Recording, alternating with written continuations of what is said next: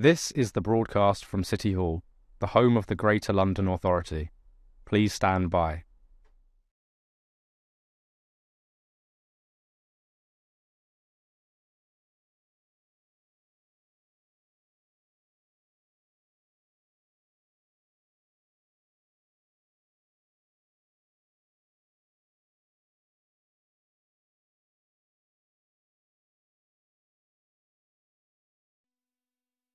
This is the broadcast from City Hall, the home of the Greater London Authority.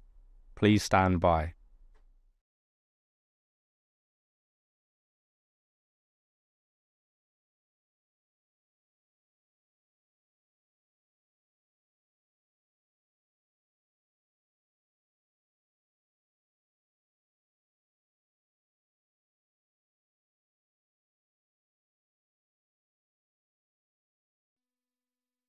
This is the broadcast from City Hall, the home of the Greater London Authority. Please stand by.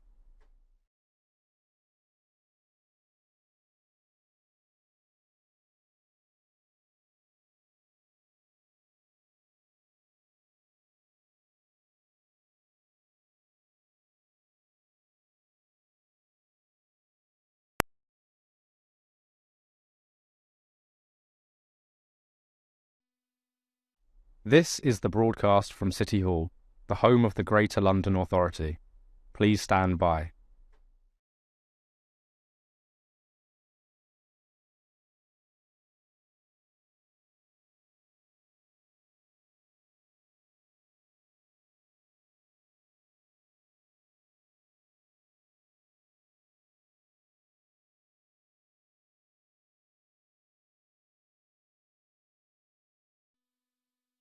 This is the broadcast from City Hall, the home of the Greater London Authority.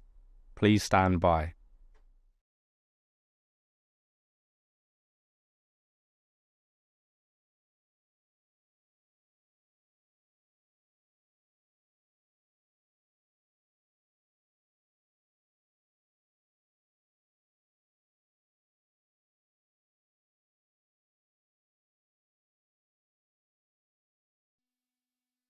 This is the broadcast from City Hall, the home of the Greater London Authority. Please stand by.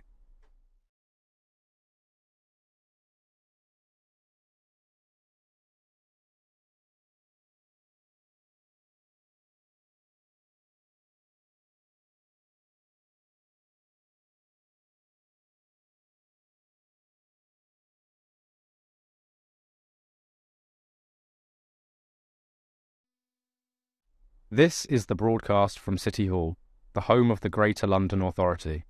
Please stand by.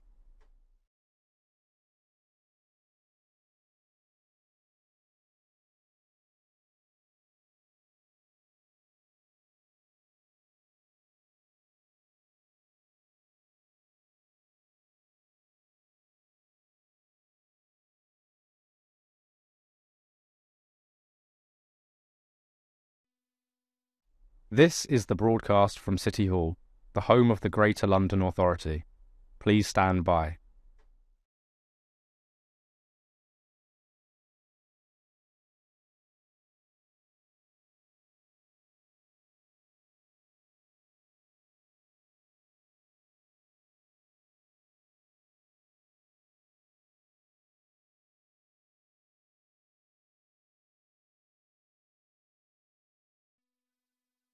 This is the broadcast from City Hall, the home of the Greater London Authority. Please stand by.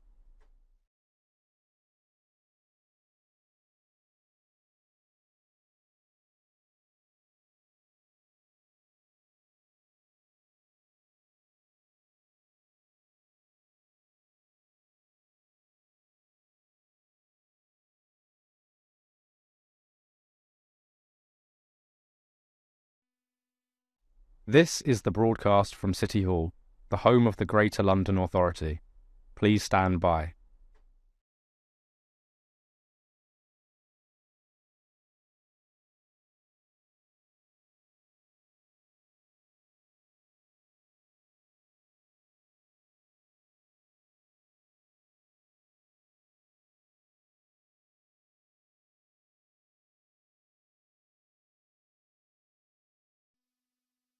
This is the broadcast from City Hall, the home of the Greater London Authority.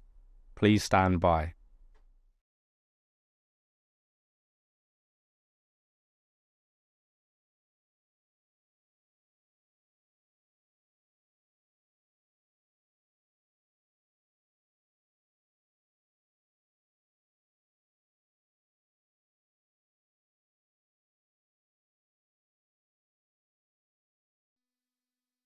This is the broadcast from City Hall, the home of the Greater London Authority.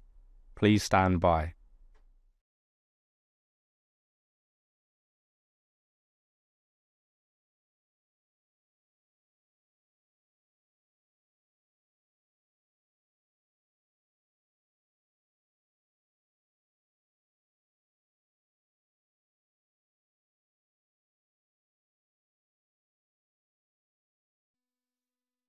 This is the broadcast from City Hall, the home of the Greater London Authority. Please stand by.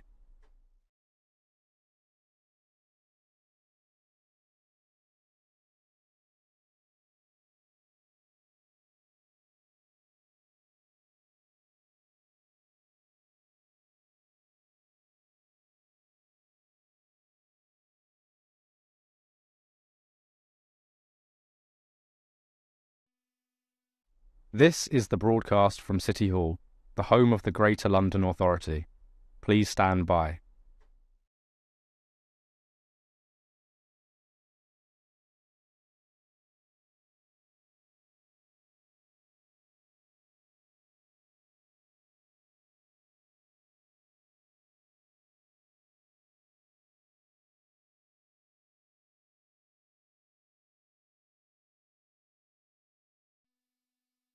This is the broadcast from City Hall, the home of the Greater London Authority.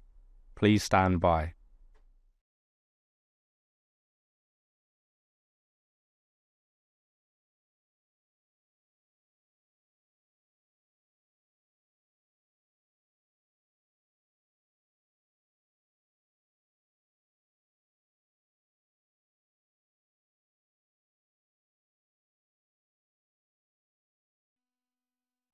This is the broadcast from City Hall, the home of the Greater London Authority. Please stand by.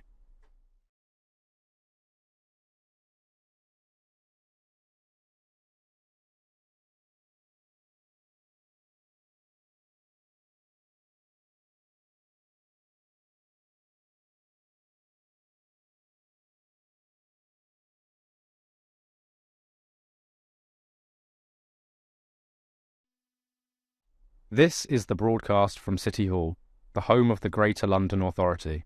Please stand by.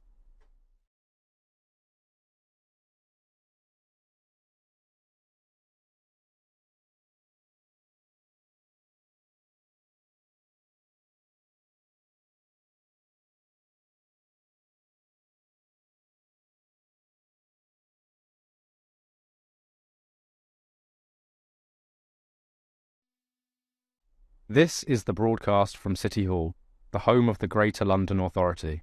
Please stand by.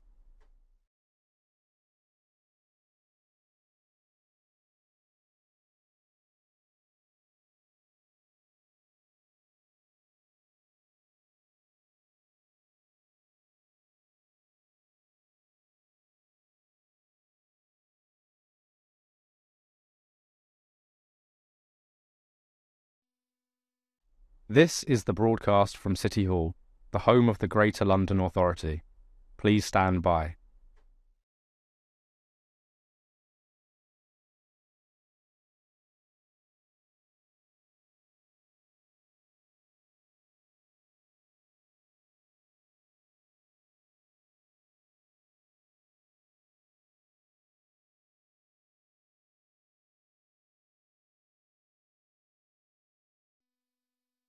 This is the broadcast from City Hall, the home of the Greater London Authority.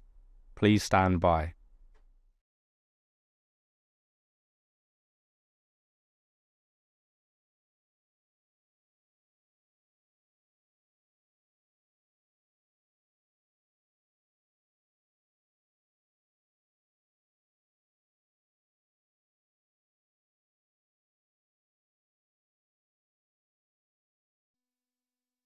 This is the broadcast from City Hall, the home of the Greater London Authority. Please stand by.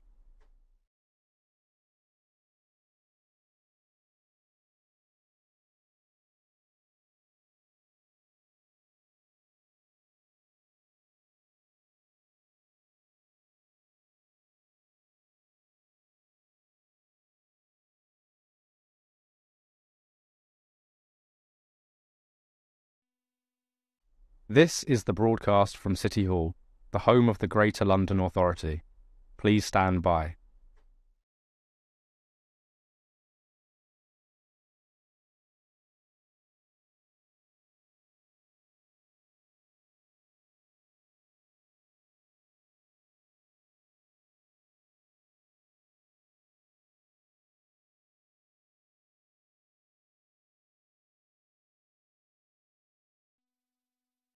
This is the broadcast from City Hall, the home of the Greater London Authority.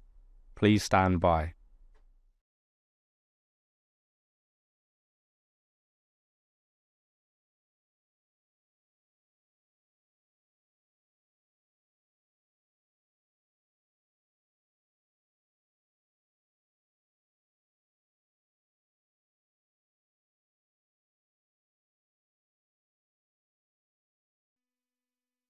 This is the broadcast from City Hall, the home of the Greater London Authority. Please stand by.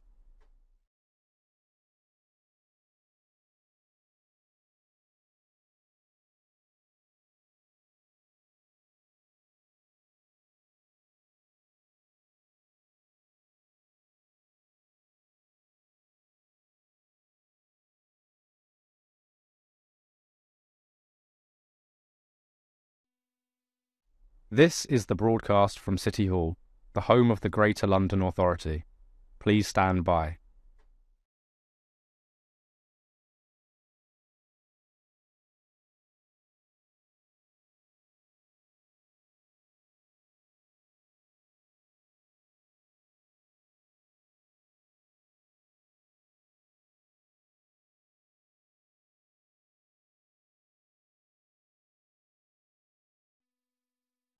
This is the broadcast from City Hall, the home of the Greater London Authority.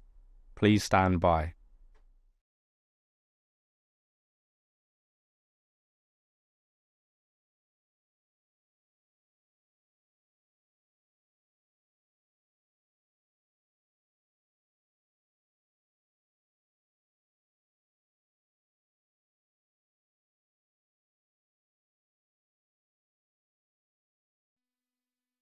This is the broadcast from City Hall, the home of the Greater London Authority.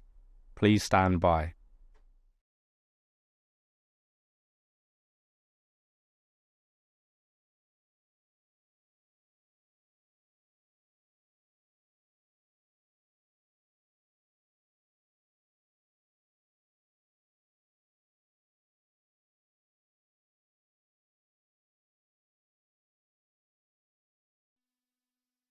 This is the broadcast from City Hall, the home of the Greater London Authority. Please stand by.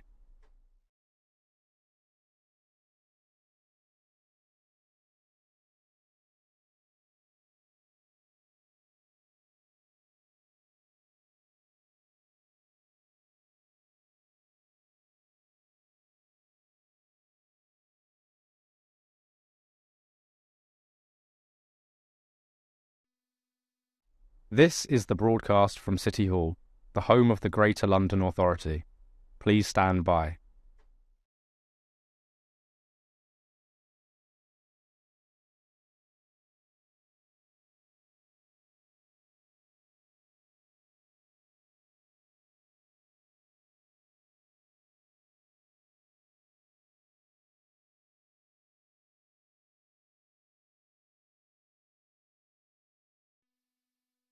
This is the broadcast from City Hall, the home of the Greater London Authority. Please stand by.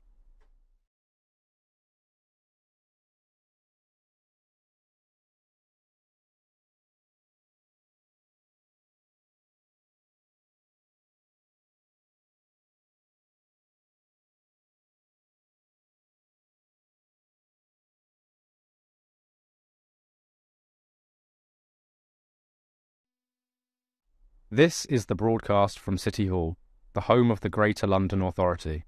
Please stand by.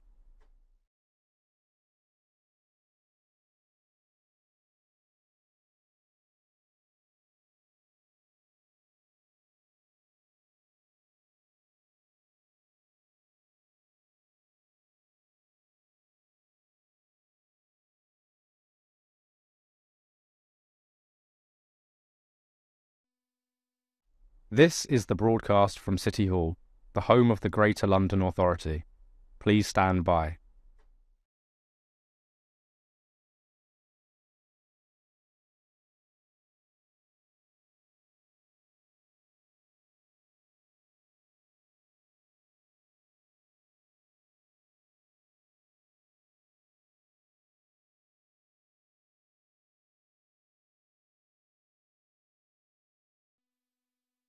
This is the broadcast from City Hall, the home of the Greater London Authority.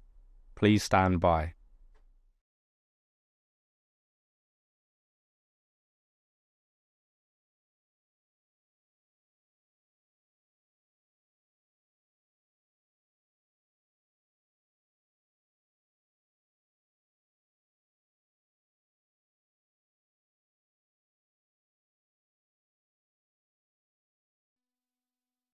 This is the broadcast from City Hall, the home of the Greater London Authority. Please stand by.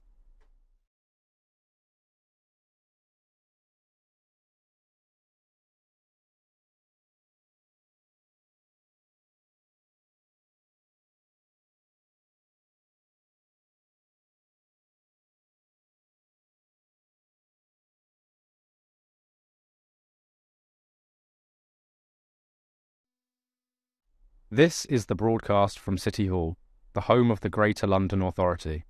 Please stand by.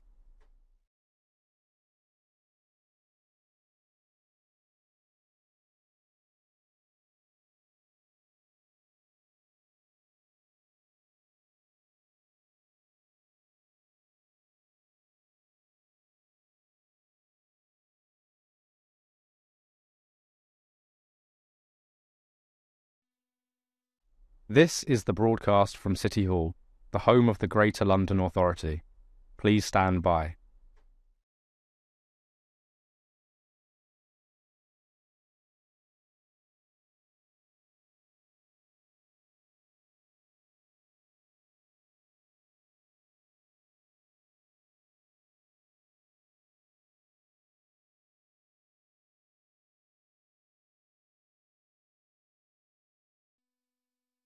This is the broadcast from City Hall, the home of the Greater London Authority.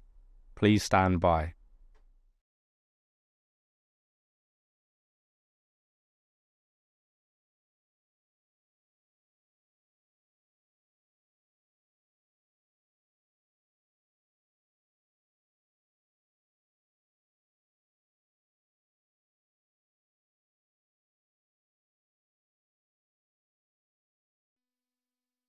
This is the broadcast from City Hall, the home of the Greater London Authority. Please stand by.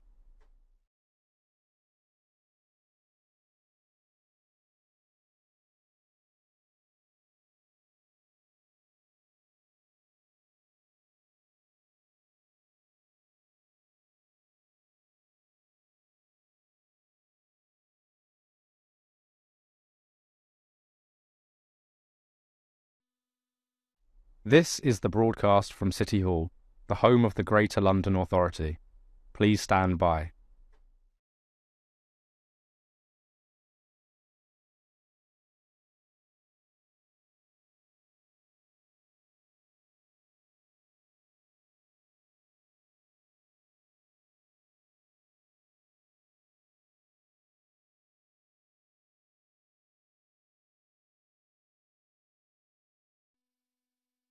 This is the broadcast from City Hall, the home of the Greater London Authority. Please stand by.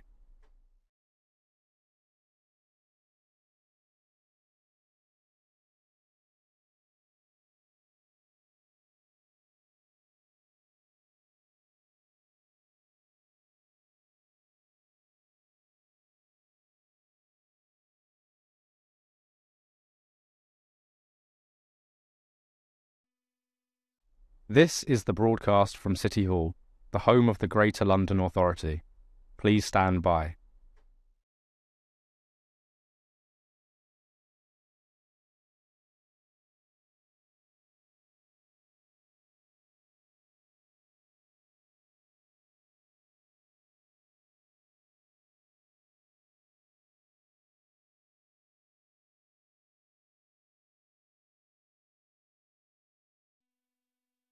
This is the broadcast from City Hall, the home of the Greater London Authority.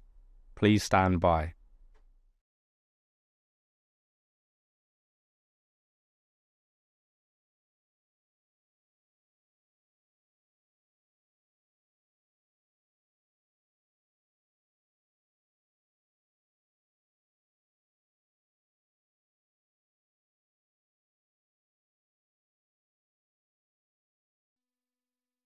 This is the broadcast from City Hall, the home of the Greater London Authority. Please stand by.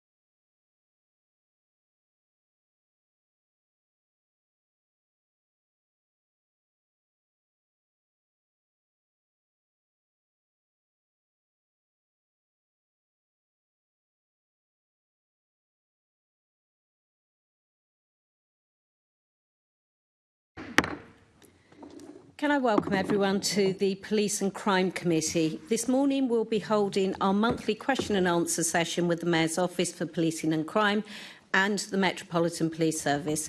Please could you all make sure that your electronic devices are switched to silent to avoid any interruptions. Can I now ask our clerk, Lauren Harvey, if any apologies have been received? Thank you, Chair. We've received apologies today from Lord Bailey, for whom Assembly Member Garrett is attending as a substitute.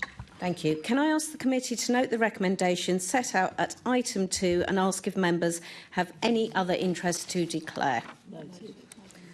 Thank you. Can we confirm the meetings of the minutes held on the 3rd of September and the 17th of September 2025 to be signed by me as correct records? Thank you. Can we note the completed and ongoing actions arising from previous meetings of the committee and the additional correspondence sent? Thank you. Can we note the recent action taken by me as chair of the committee under delegated authority following consultation with party group lead members, namely to agree the committee's letters to the Metropolitan Police Commissioner on the proposed closure of front counters in London and the A New Met for London Phase 2 plan? Thank you. Can we note the response received from the Mayor of London to the committee's report on violence against women and girls and young people? Thank you. We now move to our main item of business, and I'd like to welcome our guests. Sir Mark Rowley, QPM, Commissioner of Police of the Metropolis, and Kaya Comer-Schwartz, Deputy Mayor for Policing and Crime. Welcome both. I am going to give the Commissioner a bit of time to update us on various issues, and then this first part of the meeting will be open to committee members to ask questions on issues that Sir Mark has raised. So over to you, Sir Mark, and welcome. Thank you very much, Chair. Thank you all. Because of the many issues going on at the moment, I decided it was helpful to come today and bring forward a visit to the PCC, which is booked for a point in the future. Where we are in terms of the Metropolitan Police, I took on the role as Commissioner 3 years ago with the challenge to build more trust, less crime and high standards, which is what we set out.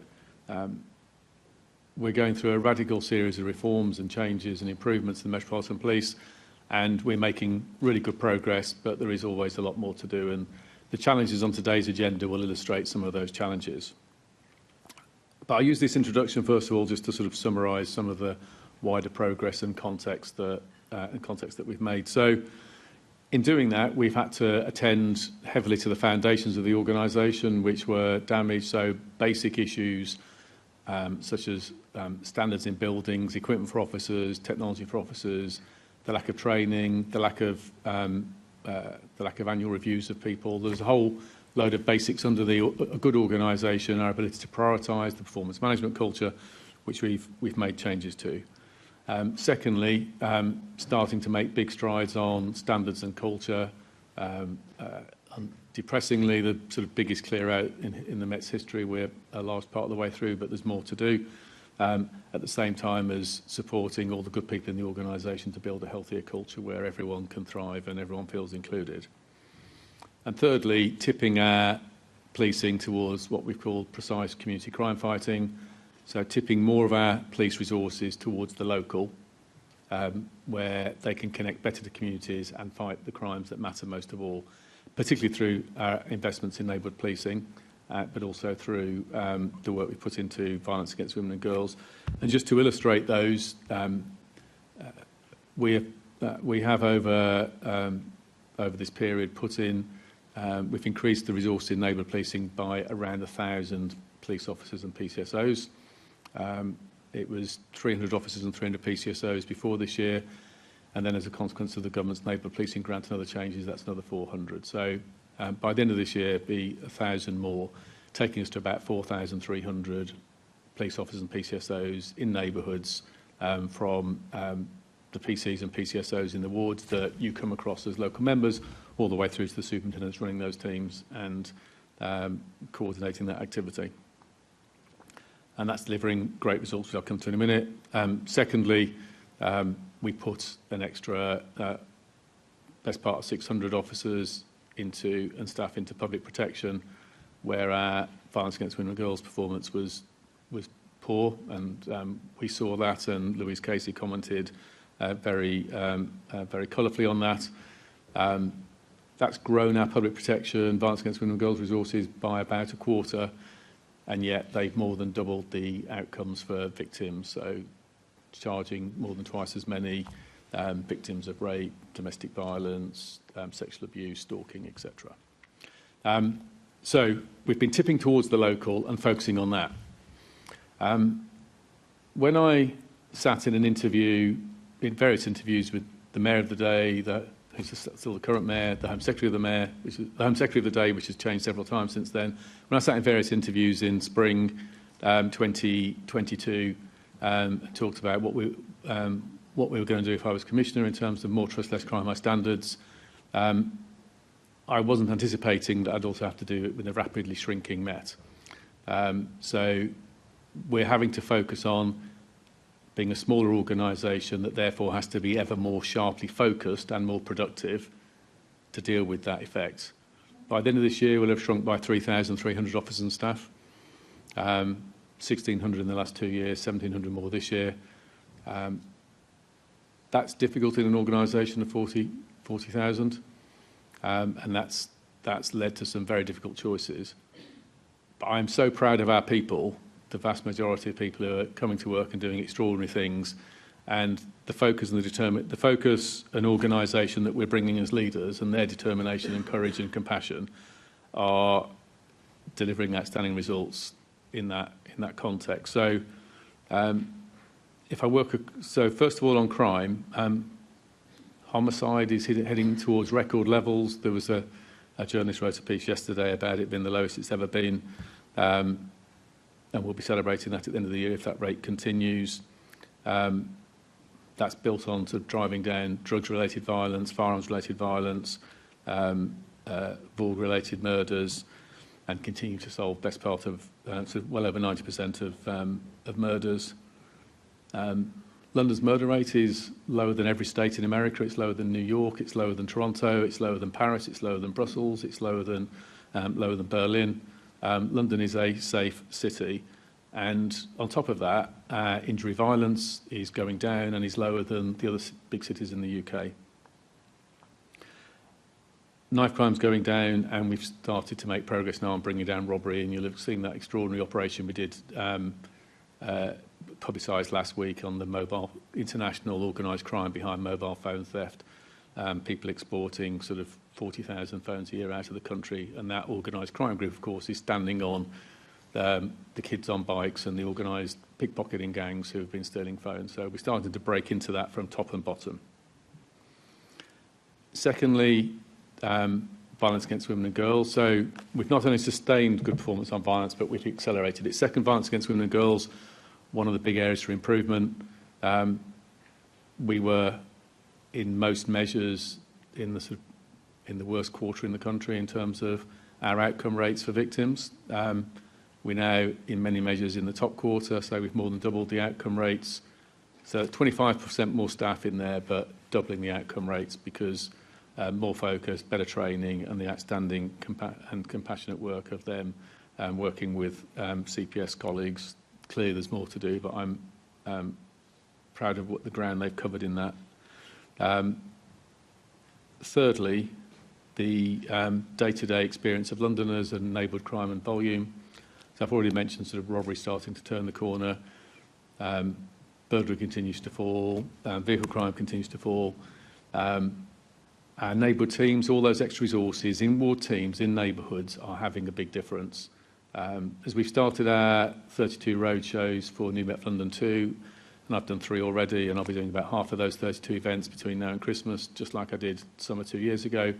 The support I'm seeing from local community members for those neighbourhood teams is really outstanding, because they seem to be visible and they're making a difference. This year we're close to doubling the number of shoplifting cases we're prosecuting.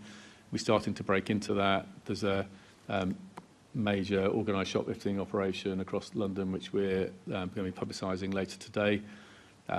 They're tackling visible signs of drug dealing on the streets. They're arresting prolific offenders. They're targeting the most dangerous people.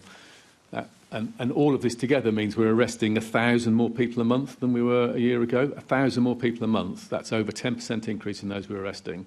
And that's all going towards driving down crime and making Londoners feel safer. So a smaller organisation is achieving more on crime. On the standard side, there's the helping the good people in the organisation create a healthy culture, and there's dealing with the long-term legacy build-up of people who aren't fit to wear a uniform. We are a large part of the way through, but not all the way through, the biggest standards clear out in policing history. People often refer back to Sir Robert Mark, who was Commissioner in the 1970s. He is talked about as a sort of, dealing with sort of organised crime corruption that had built in the previous 2 decades. If you read his autobiography, he sort of talks about having cleared out 500 people in his 5 years as Commissioner. In 3 years, we're approaching 1,500. Last year, it was 557. So it's an extraordinary number of people we're forcing out the organisation through the work that we're doing. That comes because we've put more resources into that world, but it particularly stands on the vast majority of our people have got the bravery to report colleagues' misbehaviour. We've supported them better and we've put reporting systems in place, but they are doing that. And we are making progress. But there are some networks and cliques that are dug into the organisation that we're still working on, and we'll talk more about that in a minute, and there's much more work to do in that respect. Meanwhile, supporting the culture with more attention to people's development through PDR, investing in training which barely existed for regular training year on year, particularly for leaders, diving down deeper into issues of disproportionality within the organisation and tackling those. So confronting all these issues to build a healthier organisation. I said more trust, less crime, high standards. In terms of, just to finish off on trust, trust and confidence. So there's a rhetoric out there that trust is broken. There's obviously events in recent years which have damaged it, and public debate does not help. And clearly, we'll be talking about the Panorama issues shortly, and that's bound to put a dent and a question in people's minds. But 81% of Londoners have fair or better confidence in the policing of their area. 74% trust the police. Only 12% don't. The others are neutral. Only 12% don't. The 12% who don't, that's far less than the proportion of the public that have a criminal record. So the rhetoric is exaggerated. We want it to be higher and better, but those are numbers in reputable surveys, some done nationally and some done by City Hall. So, and we've seen evidence of some of those figures strengthening, and I'm really pleased that particularly for some of the communities that have got the least trust in policing, that those their trust numbers have strengthened most of all. So we're making progress, but I'm not saying this to brag or suggest the job is done. Far from it. I'm simply saying that in the extraordinary situation of a more demanding context and a shrinking organisation, by getting better organised and more focused and having largely brilliant people, we're achieving a lot. But there are challenges. The things we're going to talk about today, the front counters and other tough choices are an issue of having to make tough decisions in a shrinking organisation, so we can focus on the things that will make the biggest difference in terms of those sort of results I've talked about. The Panorama approach and our work on standards shows that we're part way through, and there are some significant insider threats that we've still got to counter. And lastly, the protest issues we'll talk about will go to the stretch on the organisation as it tries to succeed for London. So I'm proud of where we've got to, but we've got a lot to talk about today that will illustrate the challenges that still exist. Thank you. Thank you very much, Commissioner. And we're going to open the floor now to questions from committee members. And I'd like to start off with the big issue at the moment about front counters. You made the statement yesterday about counters. Obviously, you're very clear that it could have been a lot worse, and I think everyone is grateful that we are where we are with this. But as you understand, there is still a lot of disquiet across London around what's happening in individual boroughs. Just with my own constituency in Lambeth and Southwark, both Walworth and Brixton were both 24-hour stations. Both are now on restricted hours, and I will be asking for evidence and the evidence base for making both those the restricted hours that they've now become. The question that I have specifically relating to front counter closures, we hear the statistic about how few crimes are reported at front counters. You and I both know that front counters aren't there just for reporting crime. So I'm going to give you a scenario, an issue that I came across from your own officers a few weeks ago, who were telling me about a situation where a woman had presented at a police station at 3 a.m, a front counter, with her young children fleeing domestic abuse, and there was nowhere else for her to go. None of the services were able to accommodate her, and she basically and her children spent the night at the police station as a place of refuge. What's going to happen in that kind of scenario? So I think in terms of that question, someone who's looking for a place of refuge, who's homeless, who's destitute, that's a council responsibility. I think you should be asking council leaders about opening hours and their response to that. Clearly, as a victim of domestic violence, we'd want to be supporting her and gathering the evidence to build a prosecution case against her former partner. There is nothing in our proposals that stops that. We are an operational 24/7 service. We've got thousands of people working through the night who can respond to those issues. All the police stations will, even the ones that are closed at night, will have they'll have phones outside the police stations that go straight through to our control room. We'll be able to get officers to them straight away. We're experimenting whether touchscreen sort of video calls and things will also help as well. So all of that support will still be there. We'll still be a 24/7 operational service. We're simply making a judgment that with 260 million of budget gaps to close, we've got more than 10 big tough choices we've got to make so that we can keep the officers on patrol on the streets where they're making the biggest difference for the public.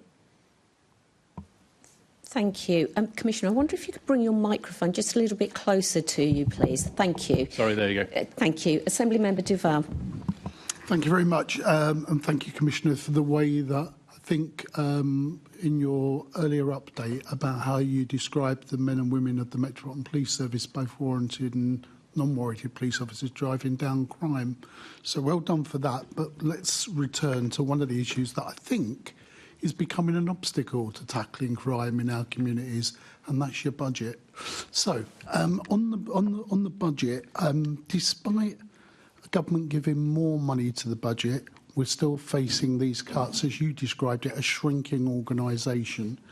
But it's just not very clear why that's the case. And will you take this opportunity in terms of addressing the community and maybe those that are watching online? Why are we facing these cuts, and what's the prospects in future years? So long-term budget planning in policing is difficult because we're not given settled budgets for 2-3 years out. But we can see significant budget gaps in the future years ahead, and that will become clearer over the course of the next 6 months. But in terms of your core question, in terms of the history, so the Met over the last decade or so has made about £1 billion of savings. We're now an organisation with a total sort of annual expenditure around the £5 billion mark, but we've made about £1 billion savings over the last decade. On top of that, there have been choices to try and squeeze everything out of every asset in the organisation. So when an organisation is under pressure, just like any household, okay, how can we balance the books? And so choices have been made over the last 10, 15 years, for example, selling a lot of police buildings, delaying maintenance, squeezing those budgets, sort of squeezing, budgets like technology budgets. Some of this has been done for operational reasons, some of it's done for political reasons, to, for example, maintain officer numbers, and you start to take away the foundational weaknesses of the organisation, so you reduce areas like vetting, you reduce your estates budget. So all of those things start to get weaker. You also start to work through reserves as well. And of course, reserves can only be spent once because they're not a recurring budget. And eventually those runways sort of come to an end, and that creates a pressure point. And that's where we've landed at a time when government budgets have got tighter over the last couple of years. And so just to give you one practical example, our estates budget a couple of years ago gives me the money to refurbish every main police station in London.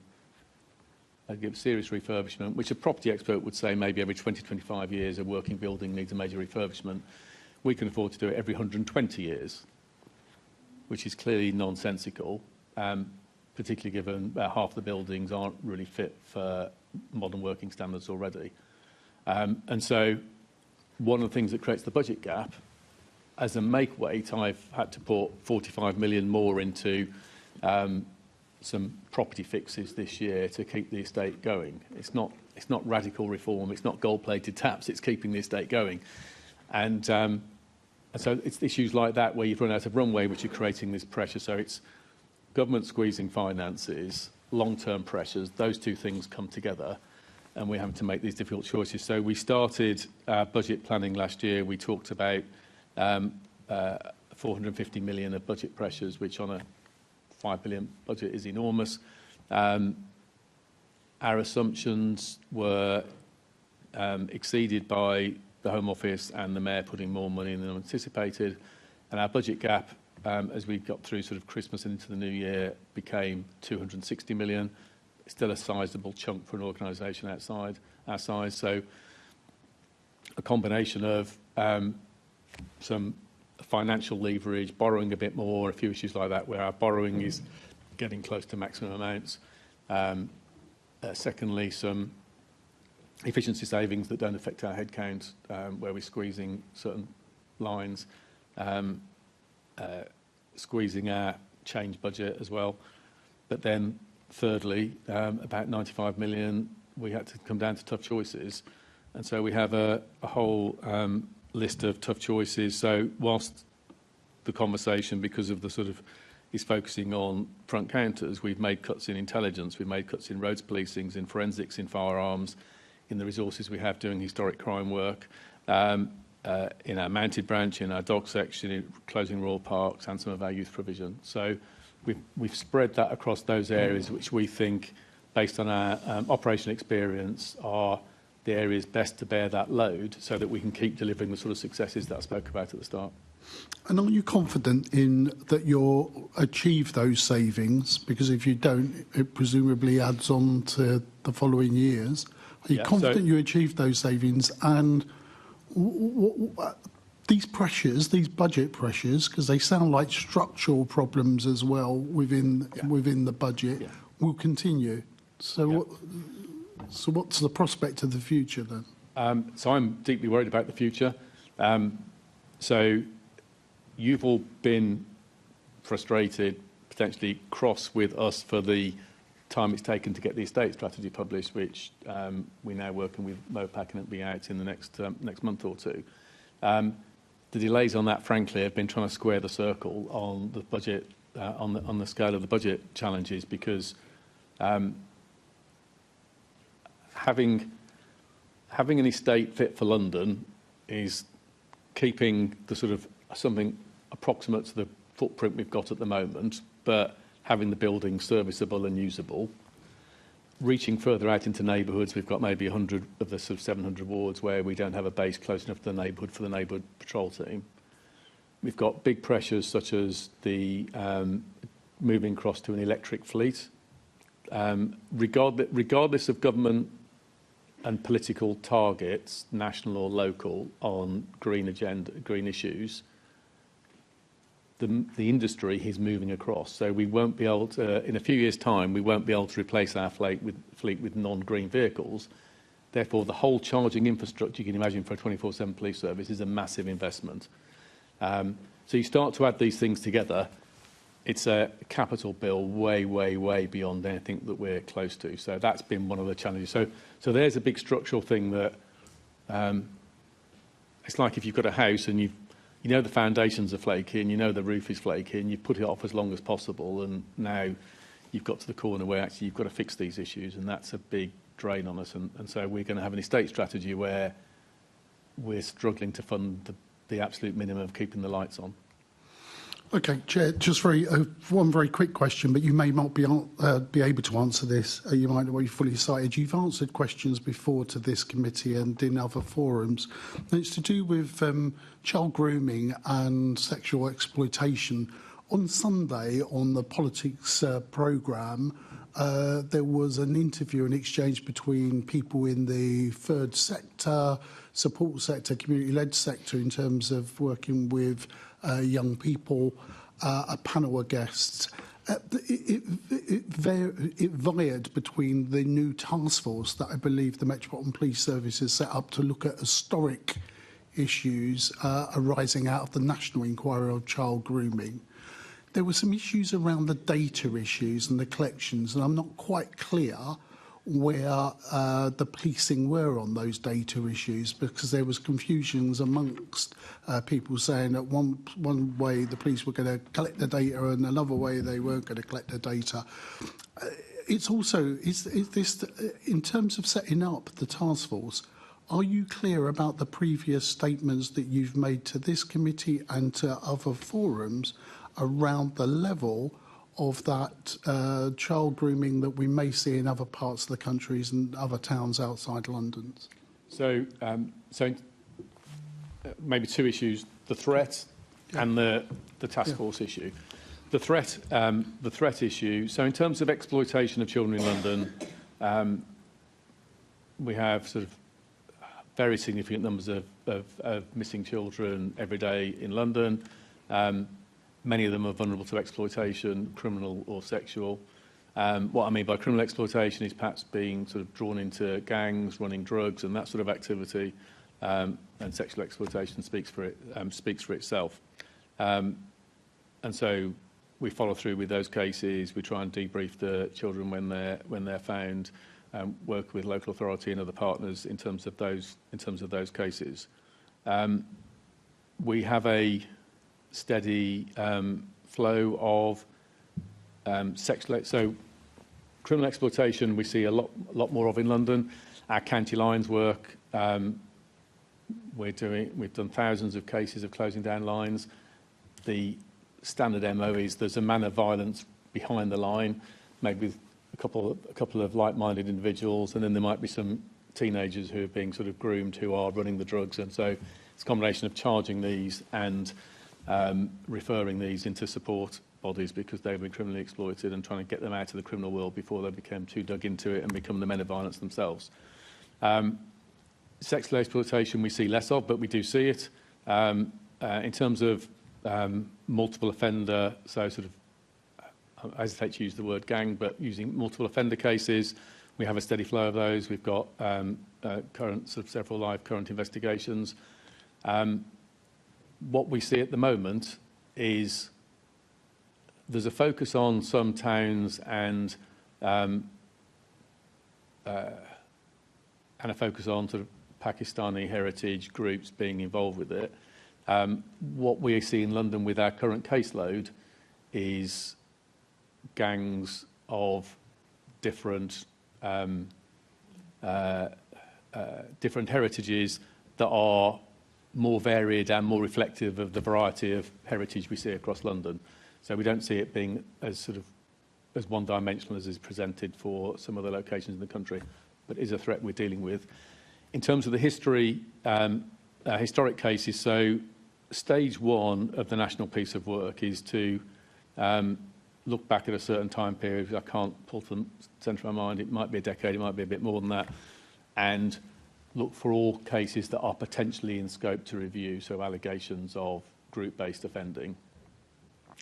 And then, having worked out how many cases are in scope, then the question is what actual formal investigation or review will take place. The recommendation in Baroness Casey's report on that subject was that it should all be funded separately. The number of cases is going to be very significant. If we were to sort of do a full investigative review and re-investigations of them all, that is going to be many, many, many millions of pounds to be able to do that. Millions of pounds a year for several years. I'm not arguing against the principle, but I will be loath to take child protection specialists who are dealing with today's caseload off today's caseload to look back in history. Baroness Casey recommended it needed new additional funding, and I think that's exactly right. Thank you. Thank you. Assembly Member Hall. Thank you. I'd like to start with the Deputy Mayor, please. Deputy Mayor, the Mayor's manifesto pledge, and I'll read it to you so you're absolutely sure of it. I'll continue to ensure the Met is able to effectively respond to public, including maintaining a 24-hour police front office counter in every borough. The new Met for London said, Londoners will be able to more easily contact us, whether by phone, digitally, or face-to-face. Each borough will have at least one 24/7 front counter. Now, that's what the Police and Crime Commissioner, our Mayor, said. You're the Deputy Mayor. What do you have to say to that? I think the Police and Crime Plan rightly talks about the importance of access to Londoners, and I think, as Mark has given in detail, in the context of seriously constrained budgets, which have developed over a decade of underfunding of the police, we know it's been a theme of the committee time and time again that in that context that there has to be prioritisation, and that prioritisation, I strongly believe, should be going to neighbourhood policing. Yes. And I welcome the fact that the Met has looked at the issues of front counter in great detail, has engaged with particularly groups like we've spoken about in this committee, who are. Let's try and keep to what I've actually asked you. You're moving away from the subject. The Mayor, and you talk about the last decade, he has been the Mayor now for 9 years. He does have a £21 billion budget per year. His most important thing is to keep Londoners safe. The only reason the Commissioner is having to do this is because he's got a £260 million black hole, and I know Labour love talking about black holes. Well, that's his that he's having to deal with. The Mayor, only a couple of years ago, less than that, was saying that we would have a 24-hour police front office counter in every borough. Why was he saying that? He must have known there was no way that he could actually commit to that. The Mayor has, throughout his term, increased the amount of money that goes into policing. 25% of the Mayor's, of the police's budget now comes directly from the mayoral budget.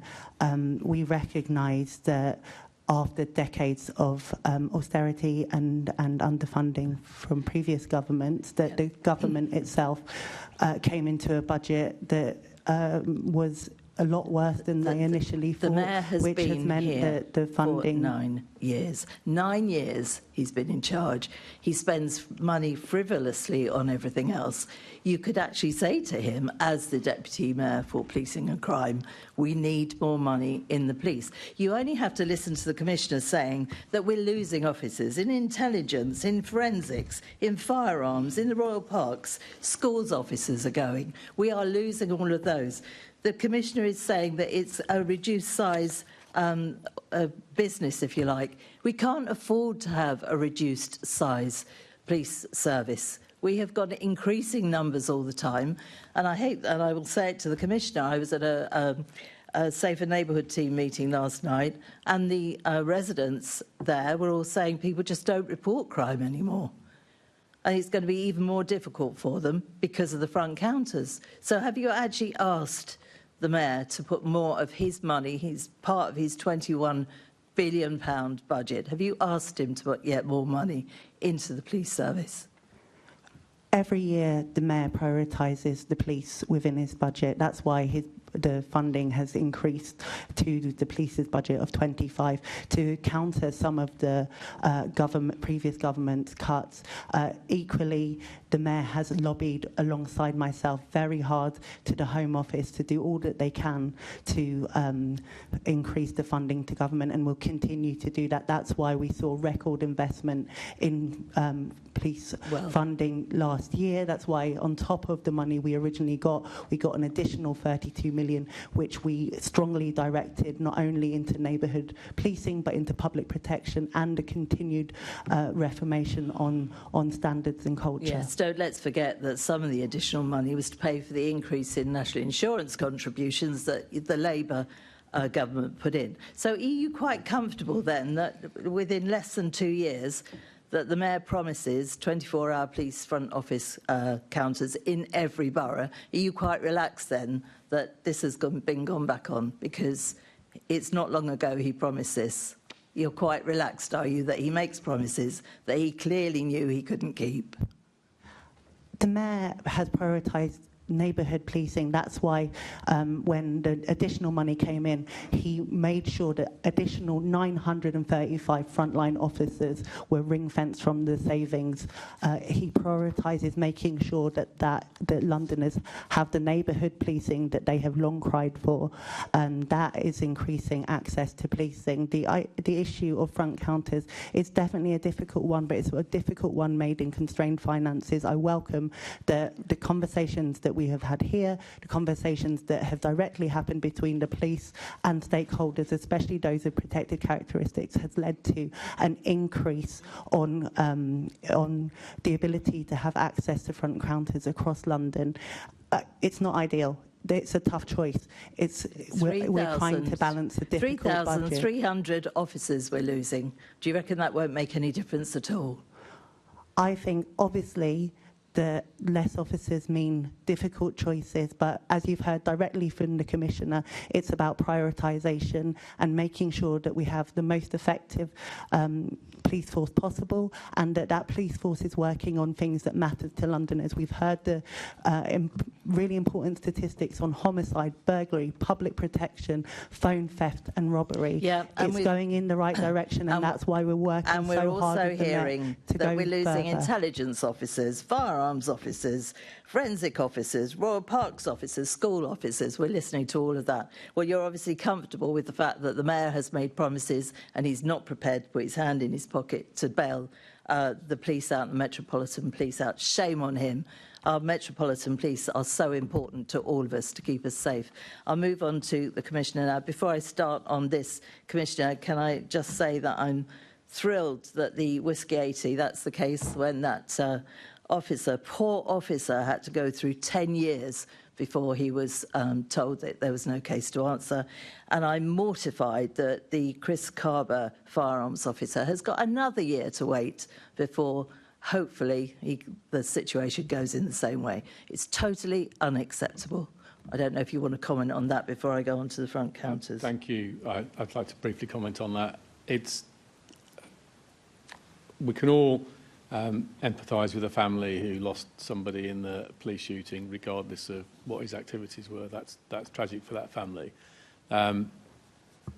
Officers expect and embrace accountability, but it should be swift and proportionate. It'll be 10 years in December since the incident in December 2015 when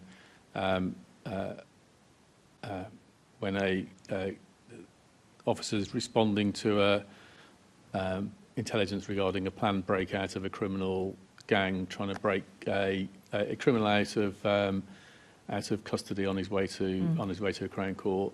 That Jermaine Baker was shot by Whiskey 80. Of course, there's going to be investigations that follow and an inquest. That's right and proper. But to have had a long-running criminal investigation, then an inquest where he was told that he left the inquest with his integrity and his reputation intact, and it was a lawful killing, and then years later to be forced onto a misconduct hearing, which was found no case to answer halfway through. I meet officers in these situations. The effect on them and their family of having this hanging over them for years and years is not acceptable. And it's the chilling effect, not just on the most acute cases such as deaths, but on other incidents where the fact police officers get investigated. If they are pursuing a criminal and a criminal crashes, the police officer gets investigated. I know. All of these issues together sort of have a chilling effect on the confidence of officers to confront criminals in the way we'd expect. Of course it does, and it seems to get worse and worse. I know my colleagues are going to talk about specific closures. Obviously, I'm not happy about Harrow. I won't go into it because it'll be replicated around the table. My other colleague, Assemblymember Duval, did mention these rape gangs. I agree with you. I've been very fortunate. I've had quite a few people contact me, and I've seen them, victims of these rape gangs. I agree with you. They're the perpetrators, as it were, from every single background. I hope the Mayor knows what a rape gang is now. Perhaps you'll tell him, Deputy Mayor, if he doesn't. But I do hope that we do look into this, because these girls are broken. It's going to affect them for absolutely ever. So many people are putting obstacles in the way of doing these investigations, and at some point this has got to be looked at. There is no way this is not happening in London. I've spoken to too many of these victims. I hope at some point we come back to this. I accept now we're talking about front counters, so I'll leave it there. Thank you. Thank you. Assemblymember Best. Thank you. Deputy Mayor, you just said to my colleague that you were dealing with years of cuts to the Met's budget from government. Could you just tell me in what year the Met's budget was cut by government under Steve Khan?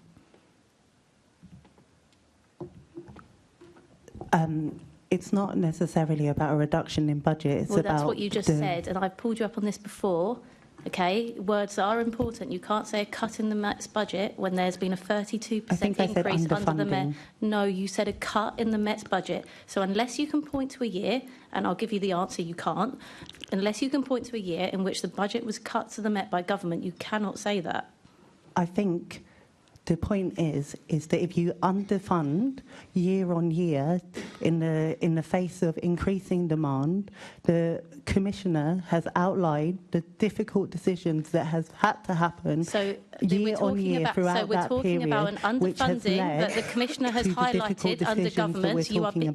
So we are highlighting an underfunding that the Commissioner has highlighted under previous governments and the current government. You are accusing the previous government of cuts which never happened. Words are important. We can talk about appropriate levels of funding and underfunding, but you were making the assumption that there'd been a cut. There hasn't been a cut. So we should correct the record on that. I definitely used the term underfunding. No, you didn't. But luckily, these meetings are recorded, so you can go back and look at it. But look, I do want to get back onto the substantial item for today and on the front counters. Obviously, I can't hide the fact that I'm seething. There's no way to cut this where Chingford isn't the full guy.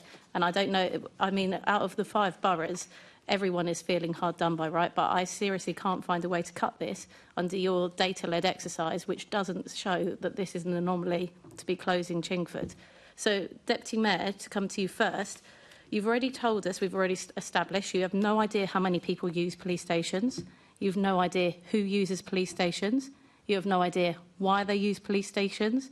You have no idea the crimes they report at police stations and what the crimes are. That data was all collected in 2017 in the last round of cuts to police stations.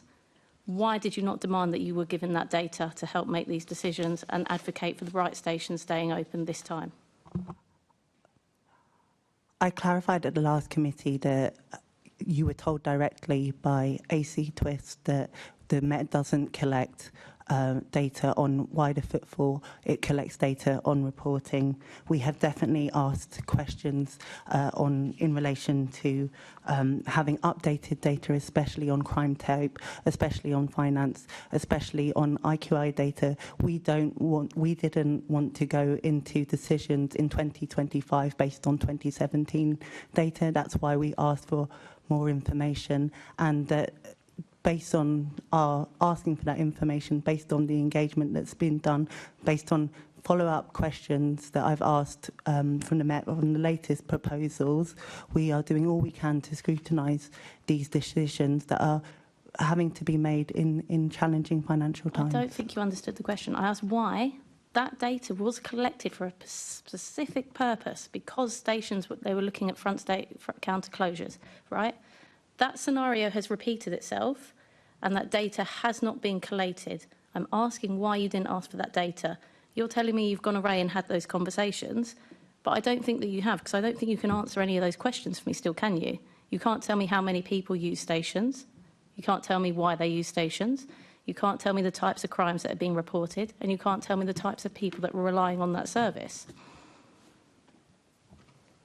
I can ask the Metropolitan Police for data on the areas. I have written to the committee on the back of the request last time, but I can't count things that aren't counted for me.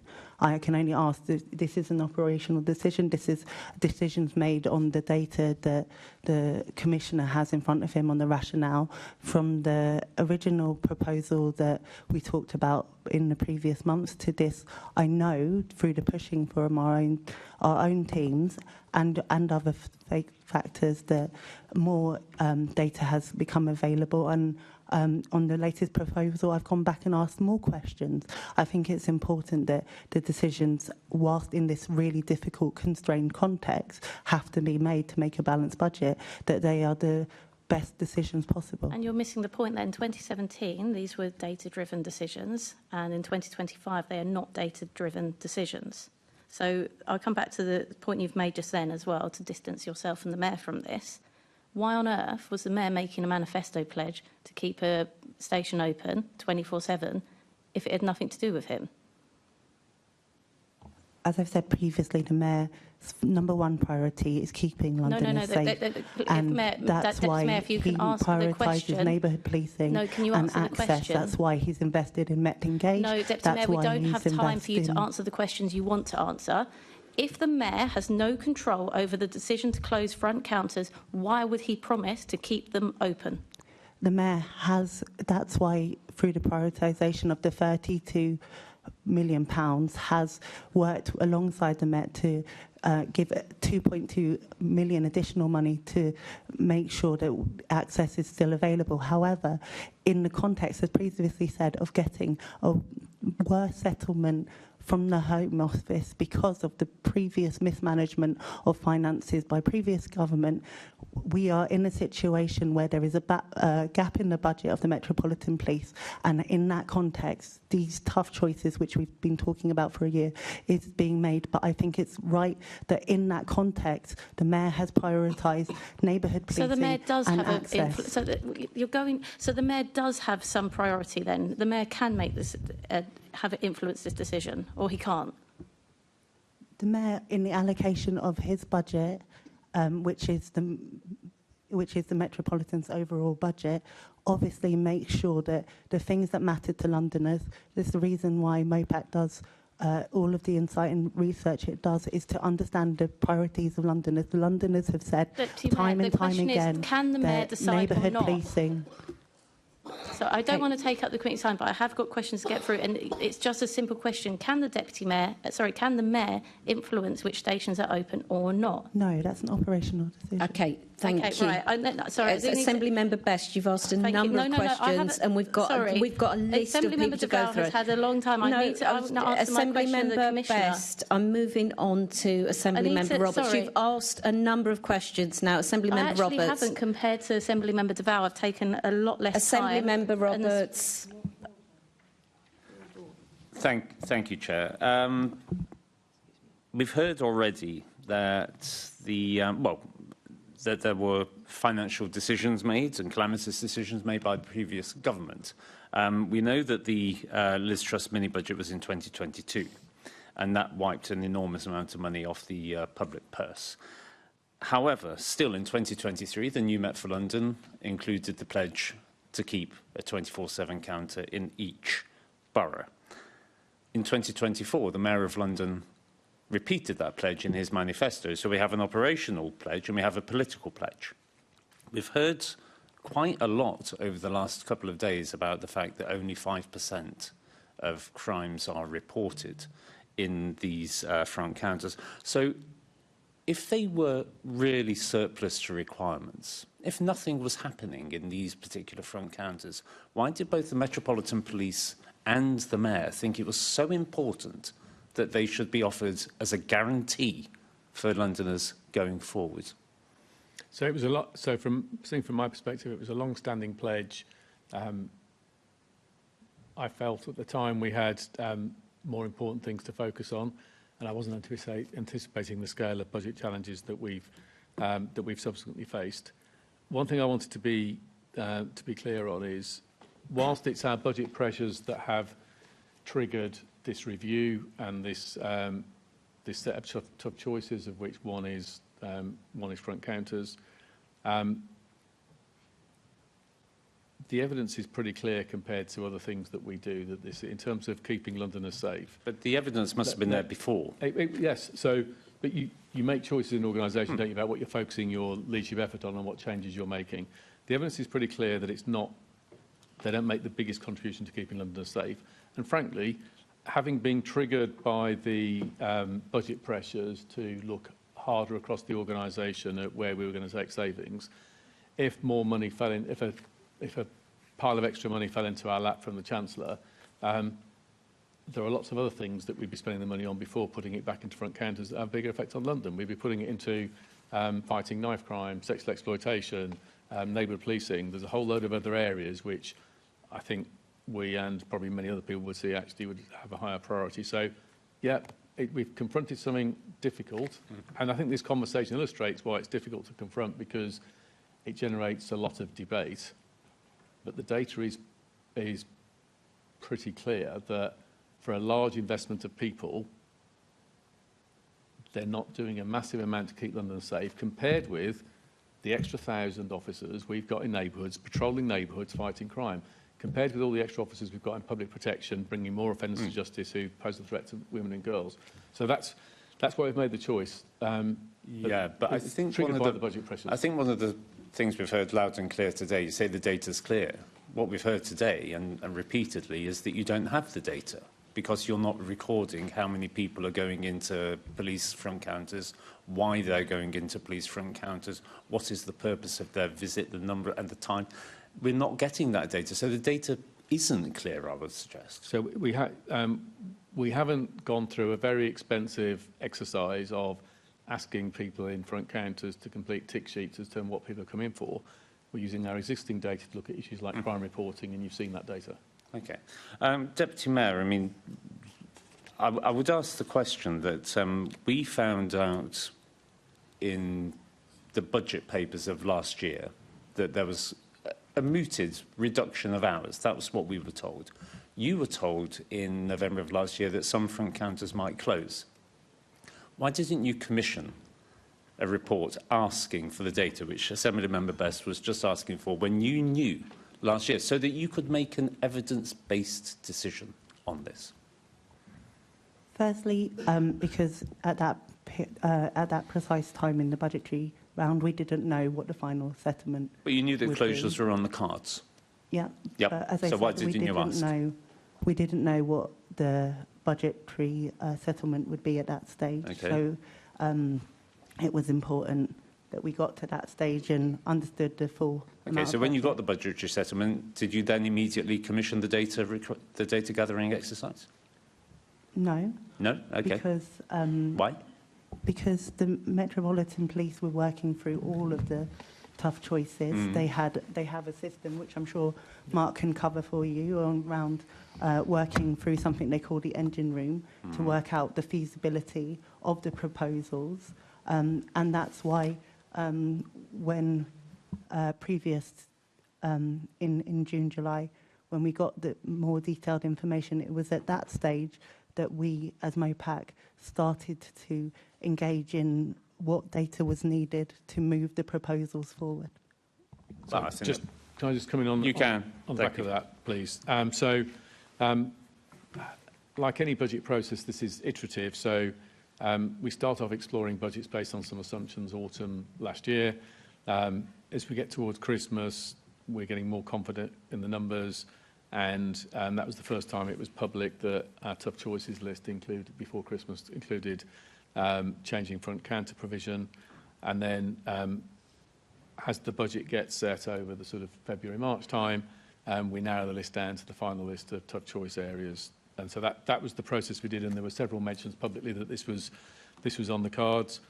We then had to do the detailed work to come up with an option, which is what we did based on the data, and keeping MOPAC cited on those but the details. data was never requested. This is the issue. The data was never requested. The Deputy Mayor knew in November. Then the budget came round in March when we knew the final settlement. That was 2 times when the data of actual footfall could have been requested, and it wasn't. Then July comes, and now we're here in October with no data about who is actually using police encounters. MOPAC asked to be routinely updated on the progress as we work through the tough choices and the detailed planning. And so they did ask that question, and those updates as we worked through. Then we get to the point where we had what we thought was the best option based on our analysis.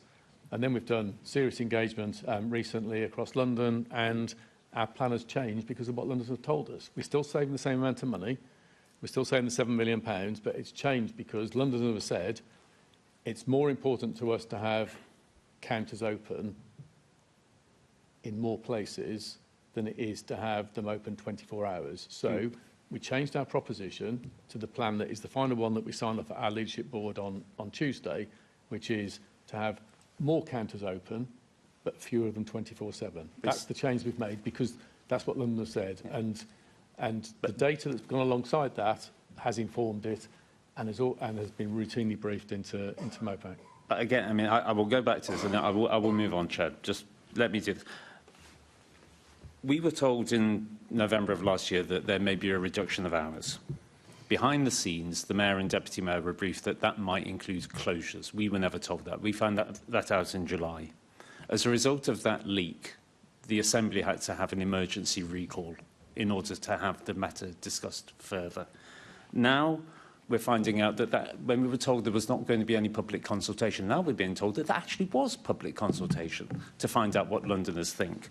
And now we have a situation where the Metropolitan Police Commissioner is having to come to an unexpected arrival at the Police and Crime Committee to once again explain why we're having police front closures in areas where we're not expecting them. Deputy Mayor, do you think this is any way in which to run a police force?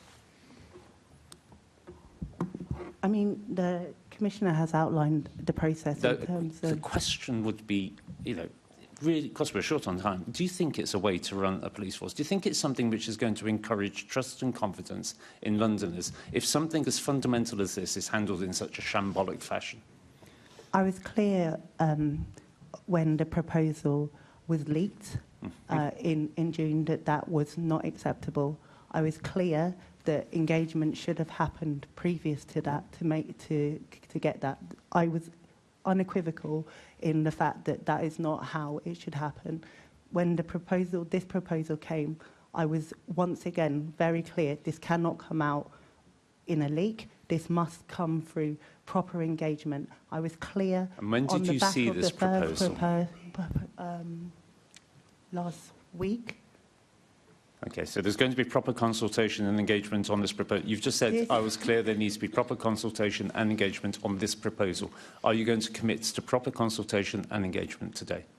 This decision is on the back of us being very clear that engagement on these proposals is important. Yep. That is why there has been a developed EQIA. That is why MOPAC has pushed for making sure that we've fed into that EQIA, that we have made sure that we have robustly challenged on finances, on geographical spread. Yeah, but that's all that's happened. That's all that's happened in the past. And that is why we have the proposal we have today, where we have heard what Londoners have said. You've asked that we make sure we're reflecting Londoners' views. That's why we have a proposal here today which makes sure that there is greater access across the city. Okay, so consultation and engagement once the decision's been made, and consultation and engagement won't change a hill of beans. Is that the case?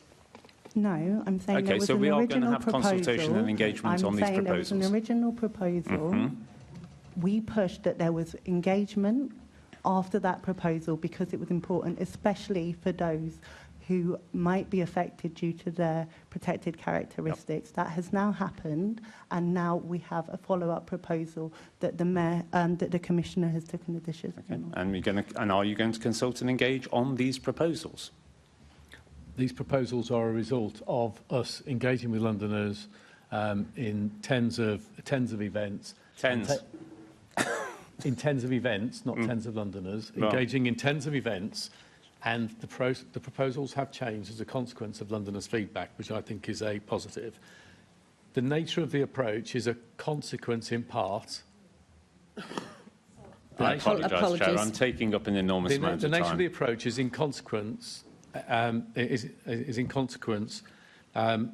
of having to work at speed, because we have to make the savings this year. And so we have done the engagement with Londoners to inform our thinking at the speed that enables us to deliver the changes we have to this year. Two other points I quickly wanted to make. One, there was an inference in what Councillor Roberts said that I'd been summoned here to talk about this.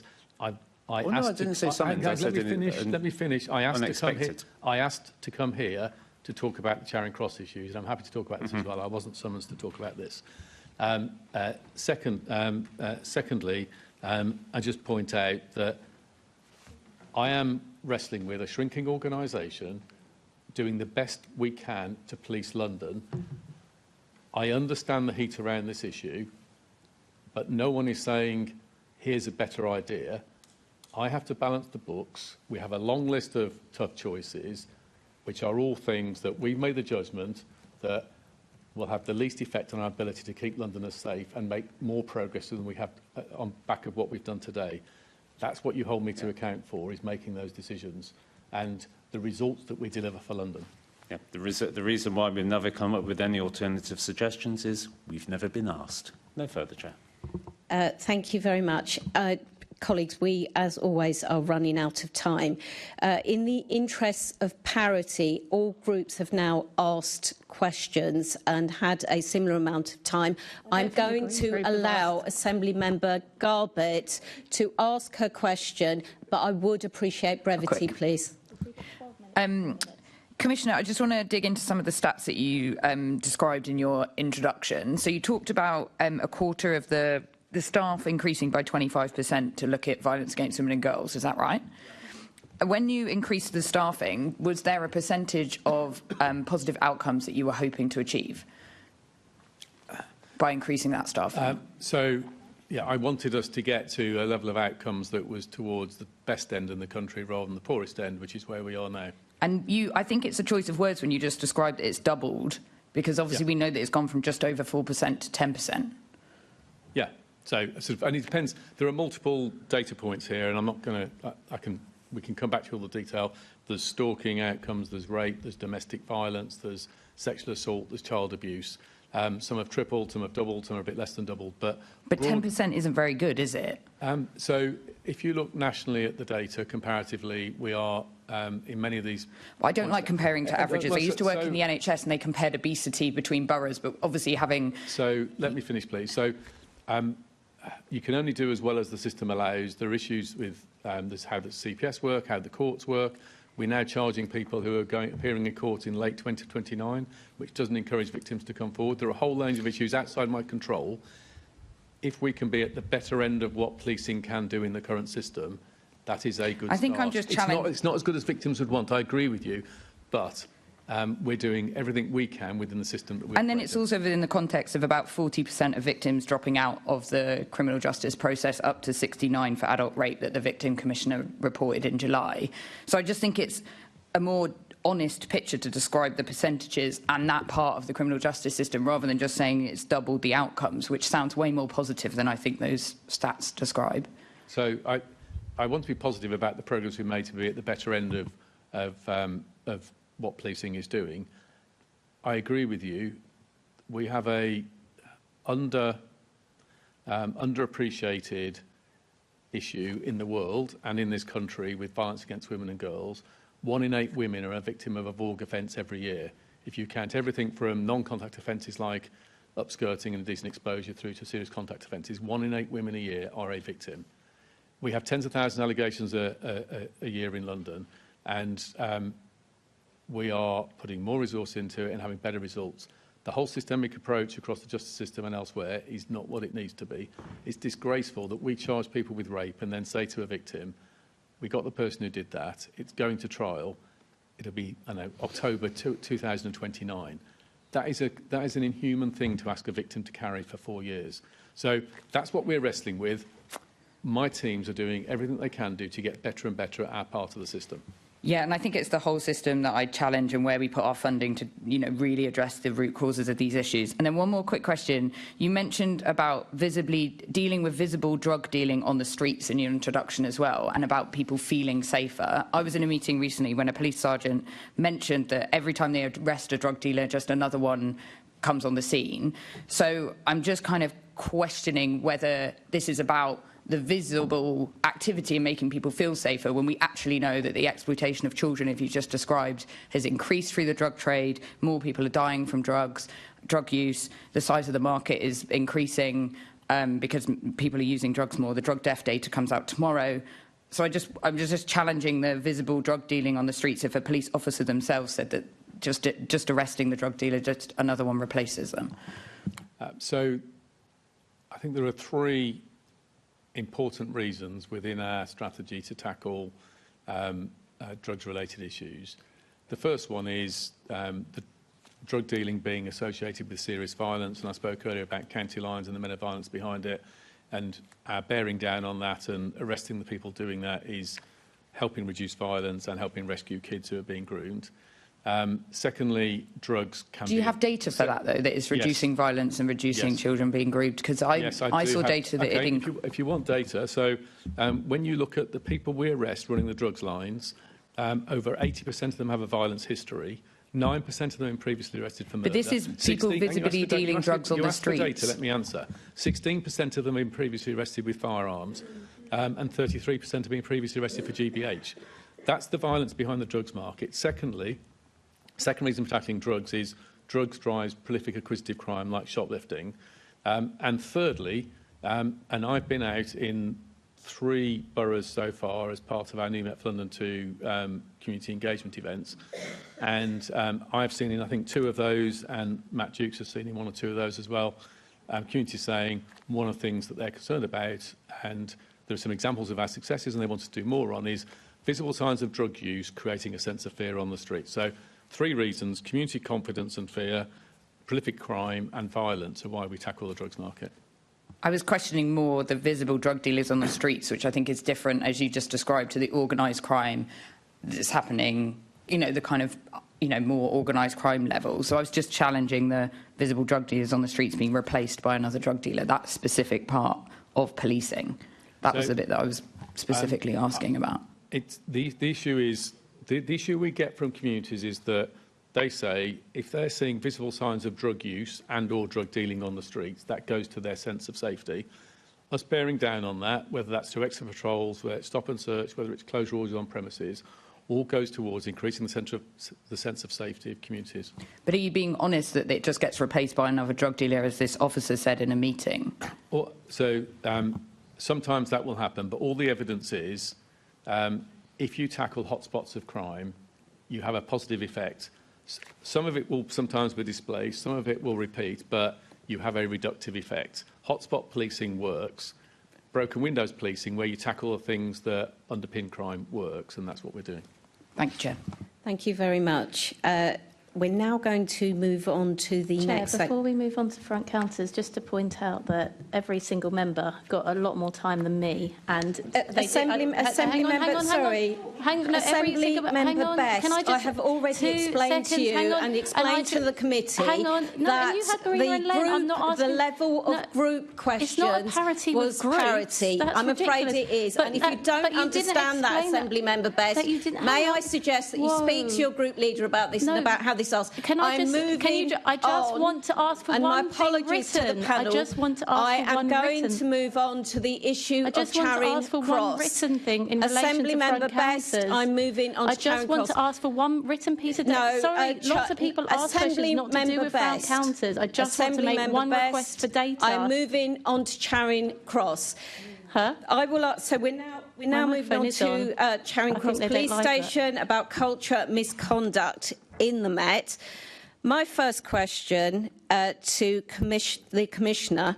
Now, I've heard from both of you about, over the last few weeks, about how you feel about it. So I'm going to ask you, Commissioner, directly. Was what happened in Charing Cross a surprise? So when you watch videos like that and the vile attitudes, it is shocking, isn't it?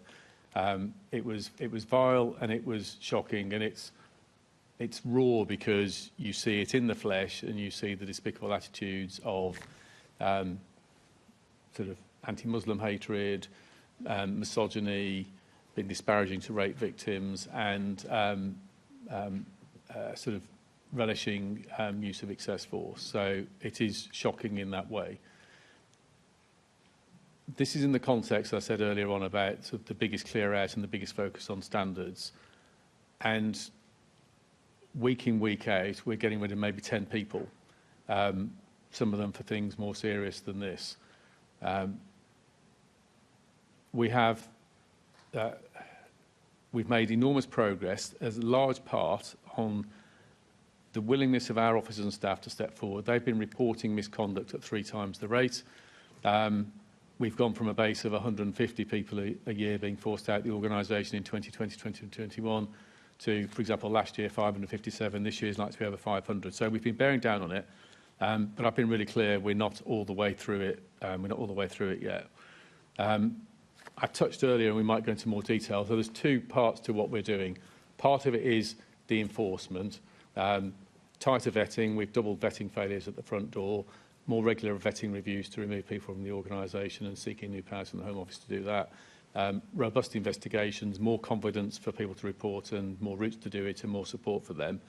And all of those things are bearing fruit, and I can see the culture of the organisation moving, but it clearly has a way to go. I think it's indicative in the programme spoke about how the journalist spoke about, because the Met's put so much pressure on standards, some people are going underground. That's bound to happen. We've got another case in the northwest of London where we see evidence of that as well. So we're diving deeper with covert tactics to identify these people and root them out. The thing that concerns me most about this, when you see that programme, if you're a sort of a woman or a Muslim officer perhaps in the organisation, the effect it has on you could be profound. Likewise, if you're in communities, and the effect could be profound. We were talking earlier about people reporting sexual offending. If you were making a really difficult personal judgment about whether to report a rape and you saw that programme, that could affect your judgment. I recognise all those things. And for all those reasons, it's upsetting and troubling. And that's why we keep doubling down on building a healthy culture and rooting out the people who behave in this way. Thank you, Commissioner. Assembly Member Roberts. Thank you, Chair. Deputy Mayor, in what ways are you assured that a culture change in the Met is actually underway, and what evidence do you have to support that? Thank you. Likewise, I want to recognise that obviously what was revealed in the Panorama documentary was incredibly disgusting and disheartening. But I think that the Mayor has always tackled the importance of the culture change in the Metropolitan Police head on. That's why Baroness Casey was engaged in the first place. That's why we worked with the HMIC in regards to Engage. It's why the Mayor has invested £12 million in the Leadership Academy. It's why the Mayor supported 200 more professional standards officers. It's why we set up the London Policing Board.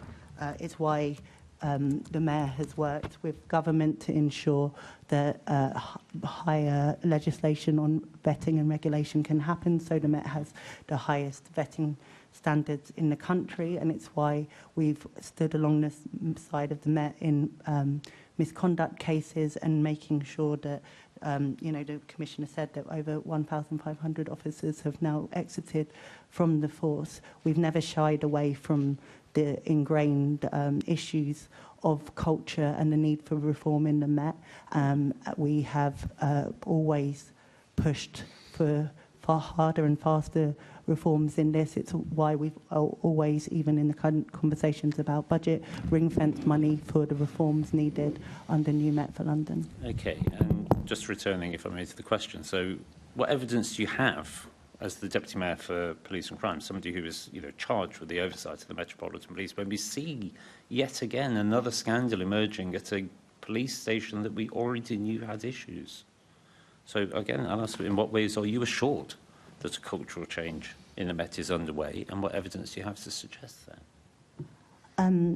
First of all, I think it's really important that it's not only, obviously we do our oversight, and one of the things we fund is our independent custody visitors.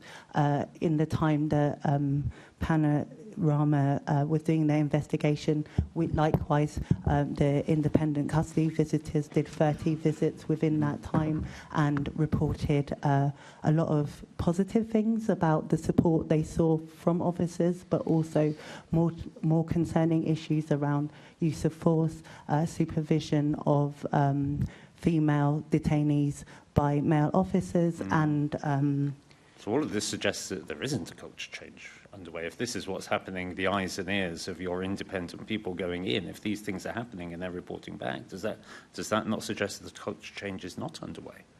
No, because that reporting back has been looked at and is actioned on culture change, obviously through the London Policing Board. The fact that we have a culture committee means that we look at every aspect of the culture of the Metropolitan Police.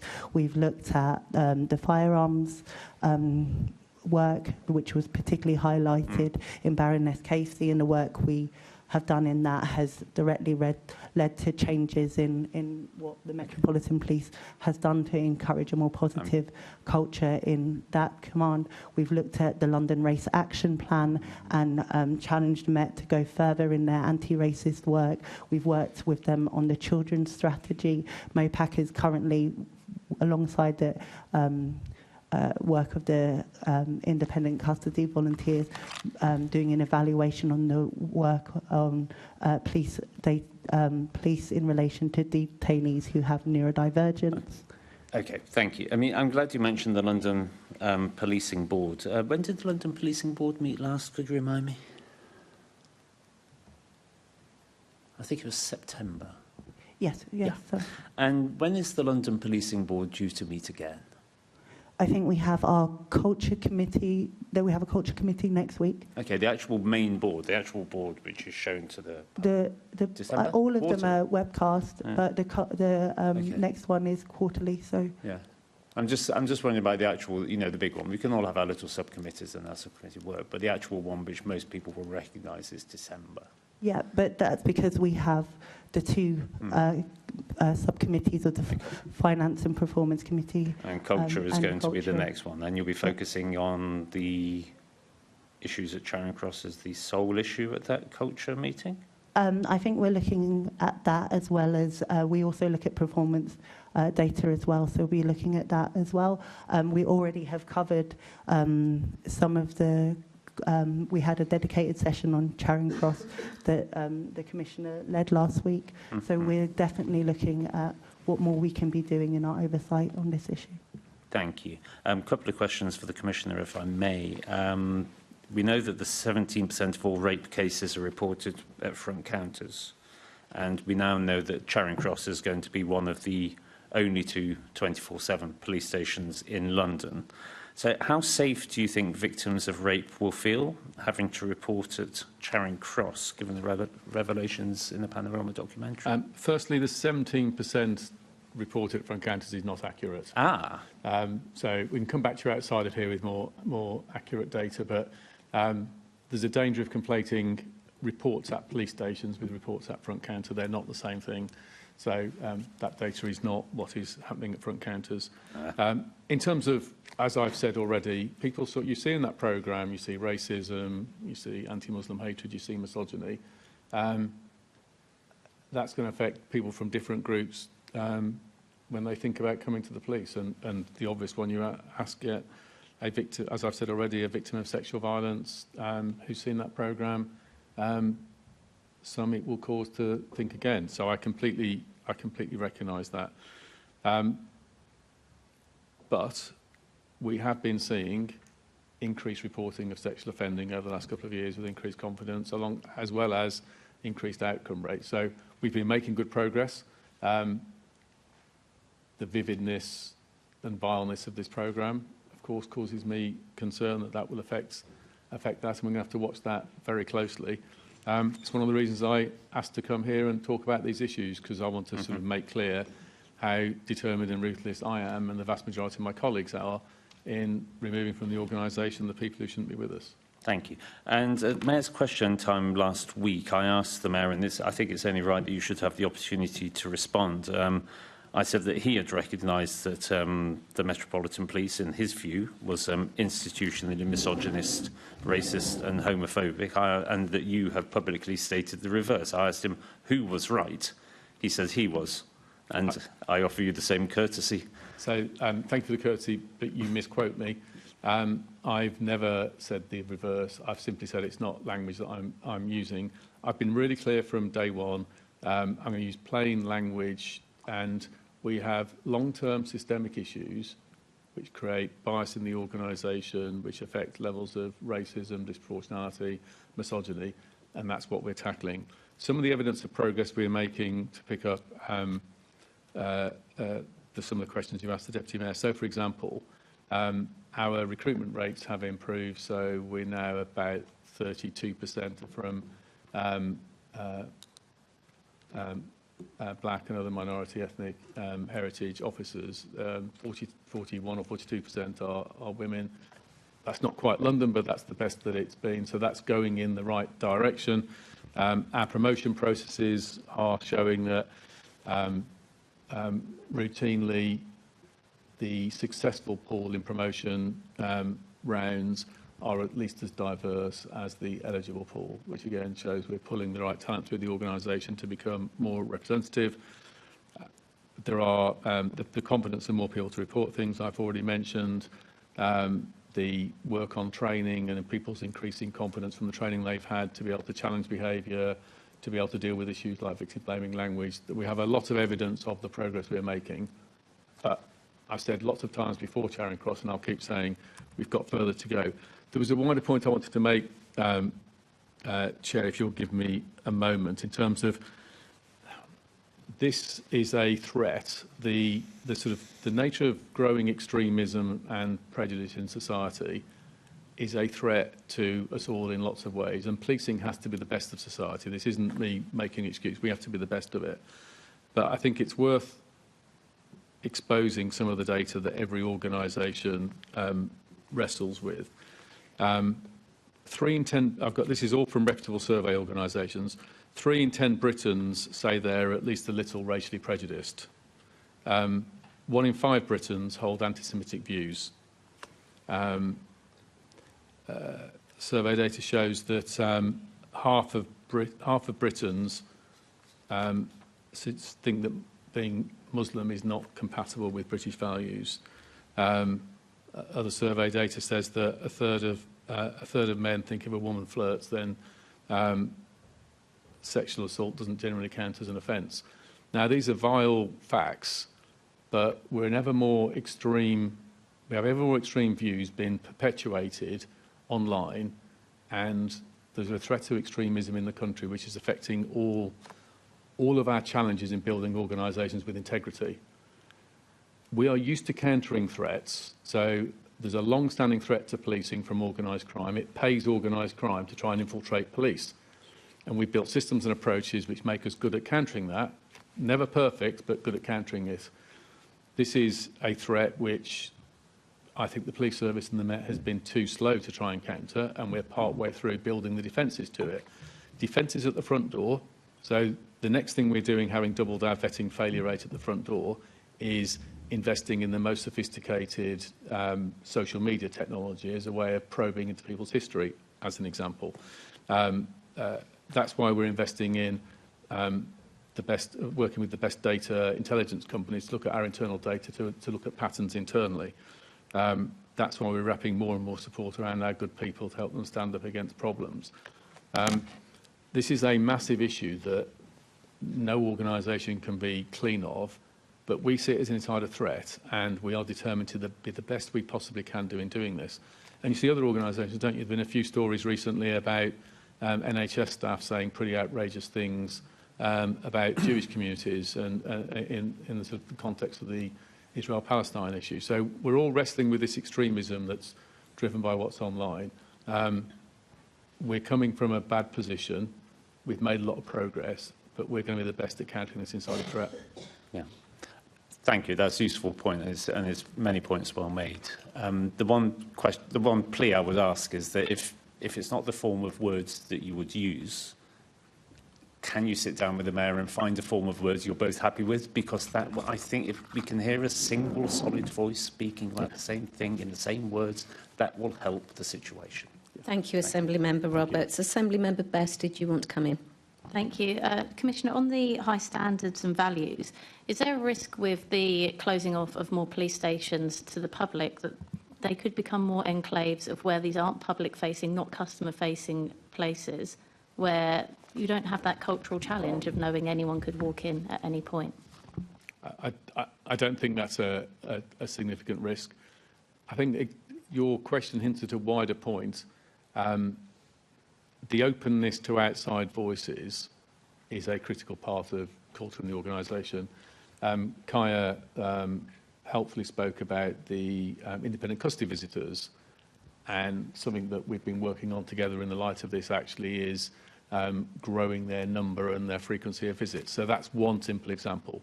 Another piece of work we're doing with MOPAC is on our scrutiny of police use of powers and tactics, and we've got sort of quite a varied model across London that's evolved over time. We're trying to take the best of all of those, so we have more scrutiny of more use of tactics beyond stop and search to make sure that communities are expressing a view, and that's feeding into our training and learning and reflections. Obviously, we've got the London Policing Board, which the Mayor's appointed us to support him in his legal duties to hold me to account. So having the outside in, I think, is really important, and there's much more we can do on that. I don't think front counters really adds to that. Okay, so it's good to hear that point, though, because when at our engagement event around the front counter issues, about 50 people came, there was 20 people online, and that was one of the real things, is having that openness to the station. So a lot of people did ward panels and things like that, and Exactly. What we were being told there is that that would cease to exist in the police station. But is that, you're confirming that the police station will be open to continue those activities still? But things like the regular ward panels are critical to making sure. So in terms of fighting crime in a neighbourhood, some of the right things to do we know from our data, but some of it comes from a local community telling us, actually, this might not be in your data, but we're worried about that issue or that group of people. So that needs to continue. The wider scrutiny at borough level that I've just spoken about needs to continue and be improved. So communities will still be allowed to go in and hold meetings and speak to police officers in the police station? Completely. But not all of those meetings take place in police stations, but where that's the best place to do it, of course, they're very welcome. Okay. And the other thing that affects trust and with the high standards and values is hearing things that are correct. At that meeting as well, we were told we would have a greater neighbourhood policing presence as a result of the front counter closures.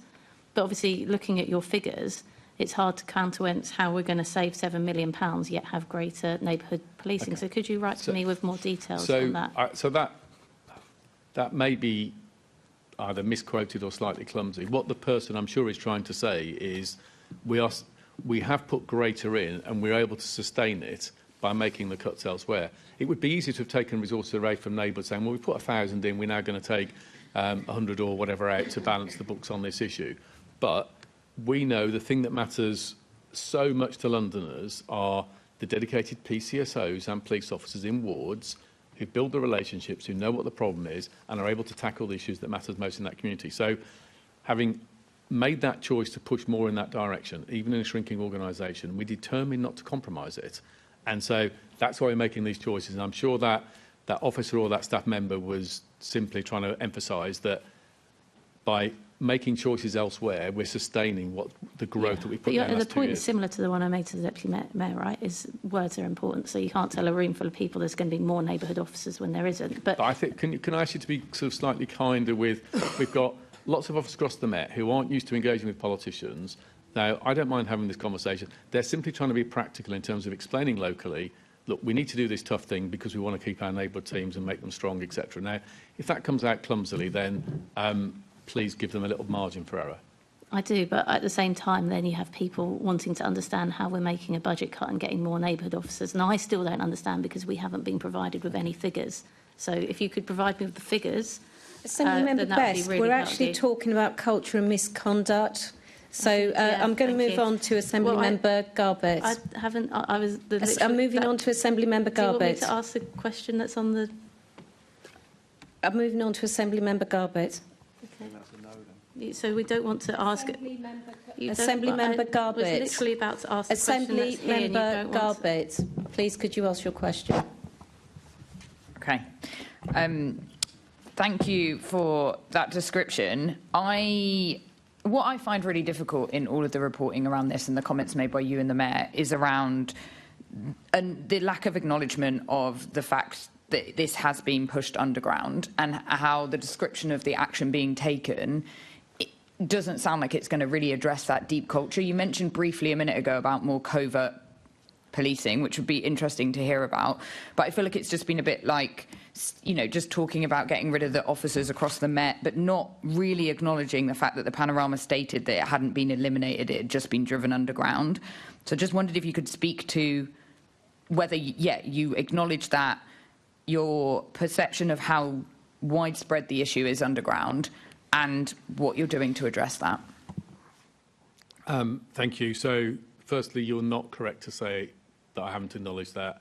In pretty much every briefing and every media thing I've referenced the fact that you can see from what Panorama is saying, they say that it's been that some people, because of the Met's approach, it's been driven underground, and we see that. I've also, as I referenced earlier on that fact, and I referenced another case elsewhere. In some ways, I think it's a positive because if people don't, and you see some of the conversations in that Panorama programme are saying, are we safe to talk here? So they know that their views are not widely accepted, and you see some evidence of that. So how do you deal with that? Well, firstly, we're looking harder at how you increase the levels of reporting, so it's tripled, but clearly you see in that programme one or two colleagues. The colleague I felt most sorry for, there was obviously a really principled woman who was a detention officer. She looked like a more mature lady who was basically saying, like throwing her hands up in horror, like, I work for this vile individual, what can I do about it? And so her sense of helplessness, you could feel it in that very brief clip in the programme. And so whilst we've got lots more people prepared to report things, there's more to do. So how do we make people feel more supportive and wrap more around them is part of what you do. Because when it's underground, fewer people will see it, but some will still see it. Secondly, about leadership, I gathered the 700 top leaders in the Met together 2 Fridays ago, and we had a serious conversation about what more we can do as sort of visible, intrusive leadership from chief inspectors upwards. So we're looking at leadership. We're looking at policy, what allows networks to thrive. So policing has for too long avoided the question of Masons. You'll see we've launched a consultation on we have a conflict of interest policy where people have to declare conflicts.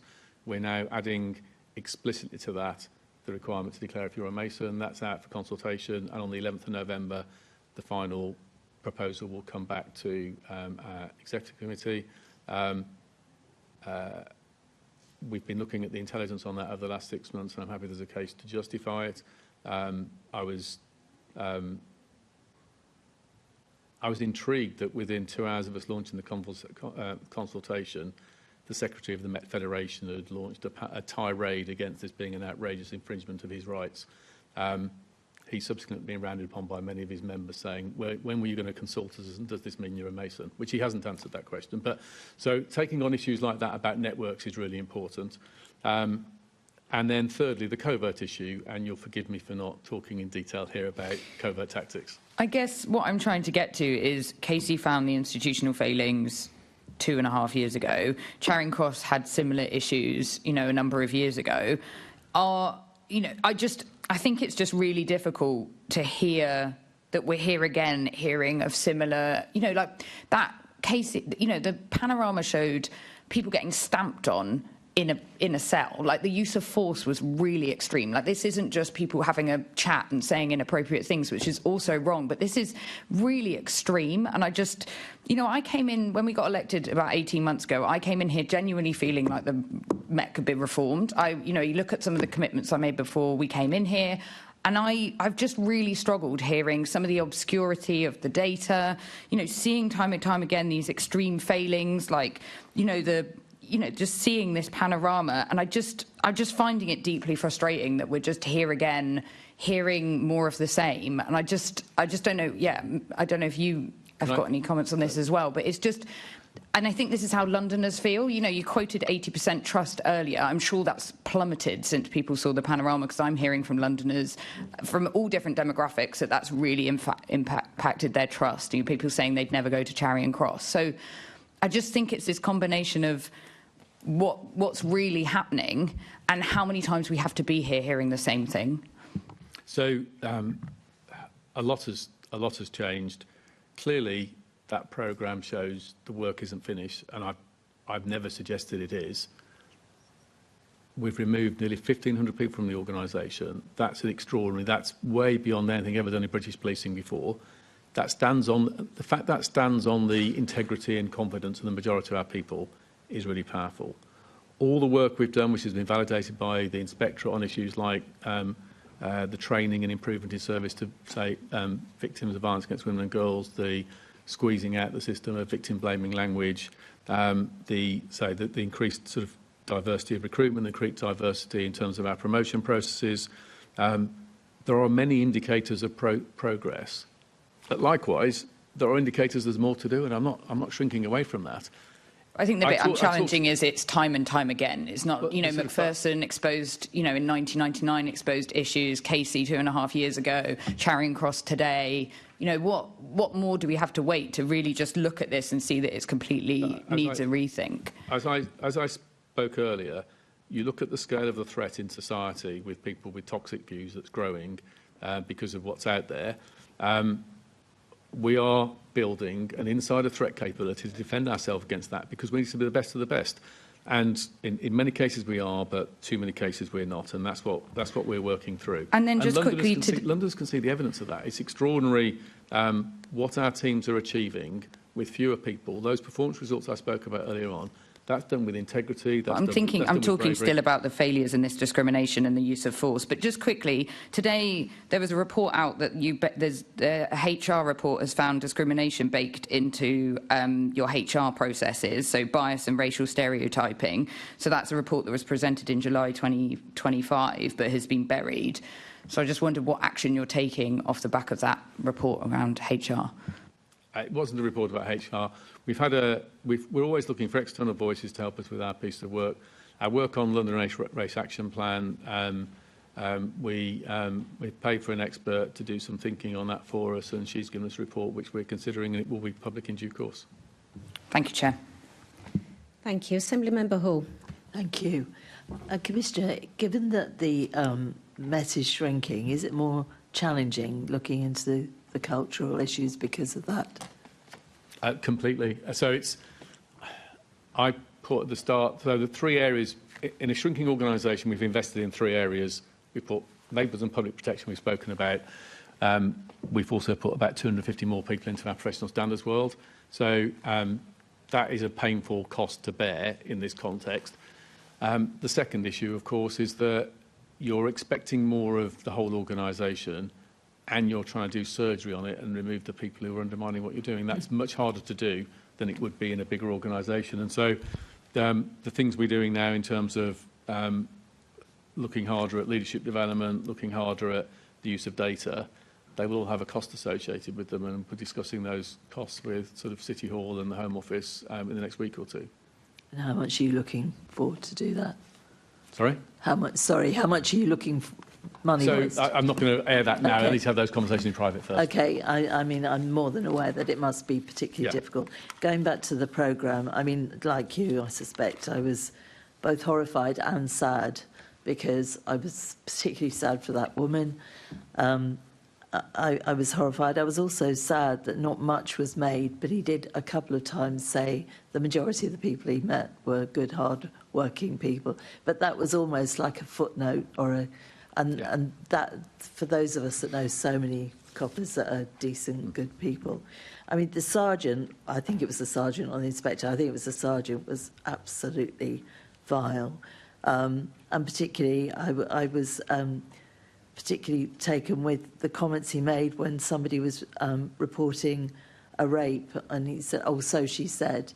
And the reason I was particularly upset about that was that this is what I'm hearing from these rape victims, and it's really crushing my views on some policing, because that has been replicated by nearly every victim that I've spoken to, and that is upsetting. It's very, very upsetting. But can I speak up on that point? Just two quick things on that, please. One,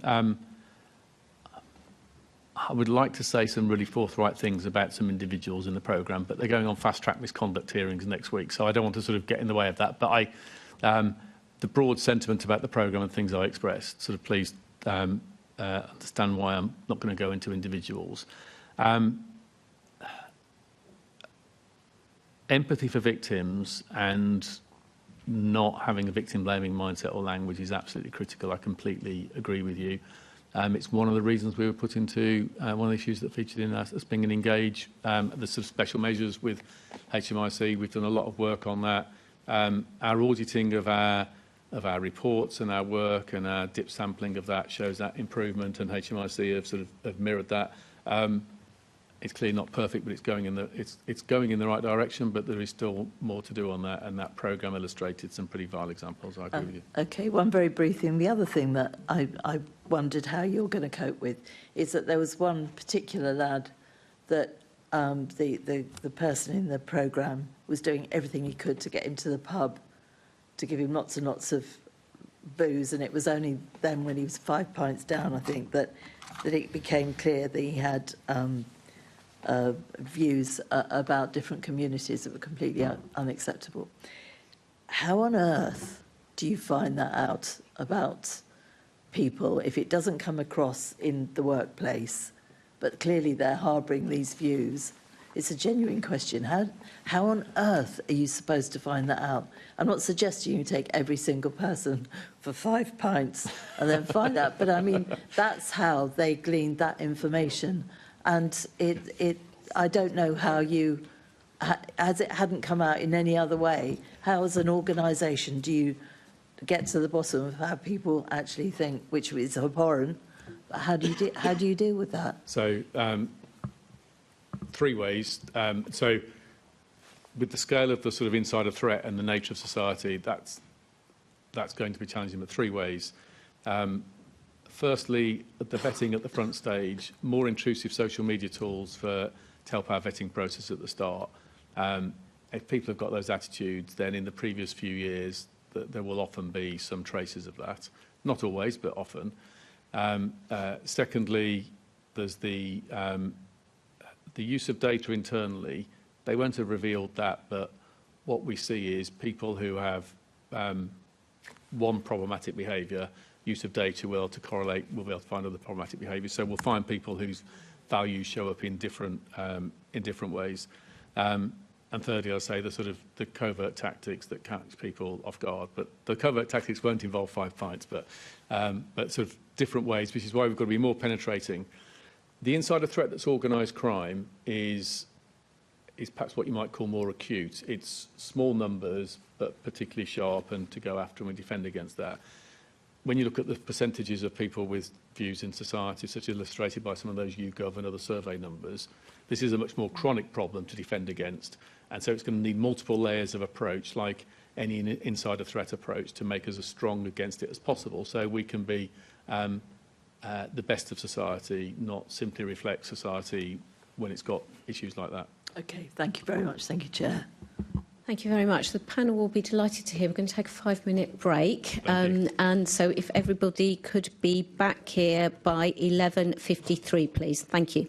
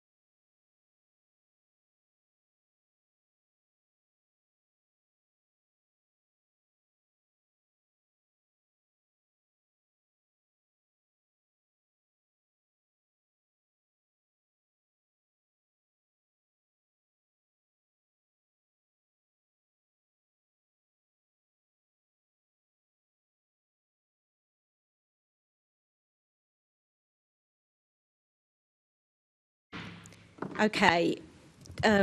If we can reconvene. So, moving on to questions from Assembly Member Small-Edwards.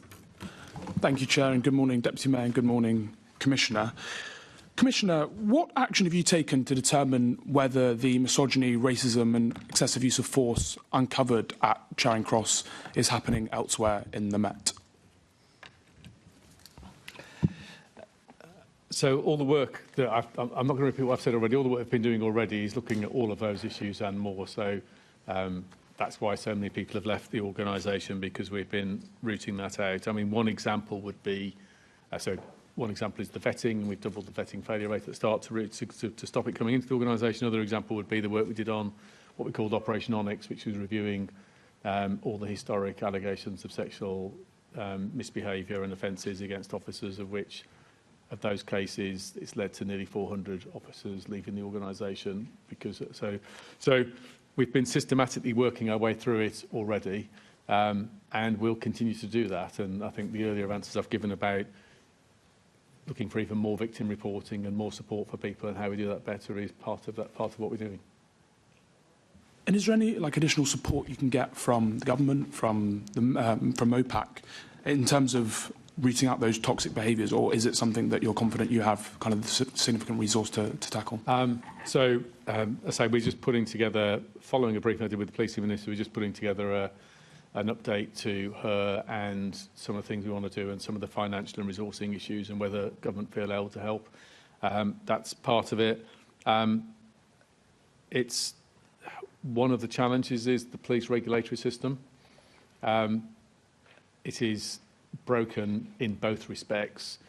Assemblymember Hall mentioned earlier the perverse effect on good officers who have their career on hold for 10 years.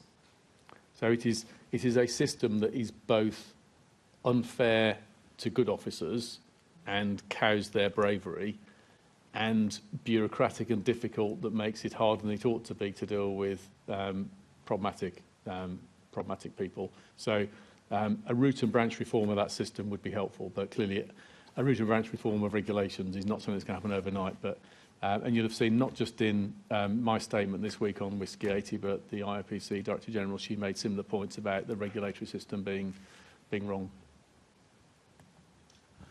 And in the panorama footage, a detention officer, I think you said earlier, you felt most sorry for in the documentary, expresses that she didn't support her senior officer's sexist behaviour because he had stripes on his shoulders, suggesting he's a sergeant and has rank. What is being done to give officers at all ranks the confidence to report misbehaviour from officers regardless of what rank they may hold? Yeah, so we've done it's a very fair question. We've done, so in all of our training, every leader has been having a week's leadership training a year. And we've done what we called our New Met London training, which had 2.5 days with everybody at the most junior levels in the organisation, officers and staff, which is 32,000 people. And we did that over the course of about 5 months. And then the second half of it was another 2.5 days aimed at the 20,000 who had public contact, which was focused more around issues around domestic violence rate, victim blaming language, missing children, those sort of issues. And within that first part of the training was some work about upstander and about giving people the confidence to speak out. And we can see from the evaluation data on that people say they had more confidence, and they say that's seen in our reporting. One of our reflections, so there's always ways to improve. I think the success of Operation Onyx, what we've built in our professional standards world, is a team of specialists at dealing with sexual allegations. So just as we have specialists who deal with sexual allegations, member of the public, we put the same specialist skills, victim support, etc., around those cases. What we've now looking to do is, can we take the best of those approaches and apply it to all internal allegations? So we're wrapping a more sophisticated victim support about somebody who wants to report something or is a victim of something from a colleague, whether or not it's sexual. So that's part of it. And we're redoubling our efforts to make sure people are aware of the different ways of reporting. Because I think if you look at it, that we have anonymous reporting routes. People can go through Crime Stoppers. We were the pioneers of creating a route through Crime Stoppers for people to report anonymously their concerns. That has been one of our lines of reporting. If she had known that, she might have picked up the phone to that, mightn't she? If she didn't feel confident to raise it in her name, she might have done that. So there's always ways we can improve, and we're looking at the lessons from it. Yeah, I think the opportunity for anonymous reporting is really important, and I'm glad you referenced that. Charing Cross Station is in my constituency, and a number of constituents have got in touch to express that it's really shaken their confidence in the Met. I'm sure that's true for Londoners more broadly. Just what would your message be to them, to those Londoners who've had their confidence shaken by the programme? So the first point is we agree what you see in that programme is vile. We have the same reaction to it as you do. Secondly, this is a minority of our people, and the majority of our people are committed to the best policing that they can possibly offer for London. They go out day in and day out, do extraordinary things, and you can trust them, and you can see they are part of the solution in terms of tackling these behaviours. So please work with those good officers that you know and trust. Thank you. And just lastly, Chair, I just wanted to thank Commander Andrew Featherstone and everyone on Echo Steep, I believe, who worked on the phone theft. It's a really great result, something I've campaigned for a lot on the Assembly on PCC. Disproportionately affects my constituency. So, yeah, pass on thanks and tell them to keep up the good work. It's an extraordinary operation. To take out an organised crime group that's been exporting 40,000 stolen mobile phones a year to China is an extraordinary operation. That's probably a third to a half of the stolen phone market in London. So it shows the connection between organised crime and street-level theft. So it's, we're expecting to put a big dent in the crime problem. Thank you. Thank you, Commissioner. Thank you, Chair. Thank you. And that is, of course, excellent news, Commissioner. Thank you. Assembly Member Garrett. Thanks. Kai, thinking about the link, we're talking about the Met, obviously, on its improvement journey. When we go back to 2022, when the Met was put into special measures or engage, one of the points made to the committee then was that that was partly about the problems the Met had, and it was partly about the view that MOPAC wasn't really in a position to be able to support the Met on that. Both were factors. And I asked the then MOPAC chief executive at the time at this committee whether she agreed with that assessment, and she did. And then I asked her what she thought the specific issues were that MOPAC had and the specific improvements that they were going to make. And there was a long and embarrassed silence and a vague offer to write to me, which I found unacceptable from such a senior person. So 3 years on, what are the specific improvements that MOPAC has made, and what are the specific problems that MOPAC leadership have fixed? Thank you. I think that's a really important question. I would point to 3 areas. Firstly, oversight and governance. We have been working through a significant oversight and governance review, making sure that all of our structures are making best use of MOPAC's data and insight team, of our ability to question, our ability to follow up on questions is something that I was particularly passionate about when I came in. An example of that would be we've moved from individual bilats between myself and officers to strategic deep dives into areas so we can triangulate information that we're hearing. This is similarly the case in our financial oversight of the Met, making sure that we have really robust governance structures on the financial oversight of the Metropolitan Police, making sure that the London Policing Board is supported thoroughly to do their work. We've just done a review with an external body called Leapwise so that we can strengthen that work. Those are the three some of the 3 examples I'd give, but I think you're at the crux of your question is a really important thing. And, you know, on the back of what we heard in Charing Cross, I've met with the IOPC, the HMIC, to make sure that we're having conversations and pushing ourselves to give both robust support and challenge to the Met to make sure that the things that the Commissioner has said today about improving standards, improving culture, is something that we're continually cognizant in every area of our scrutiny. Okay. I'm just conscious that sometimes you come across as a sort of spectator or commentator. So, you know, for example, on the estate strategy, it came to light that, you know, the Met hadn't trusted you to see that and therefore to work with them as that was in progress.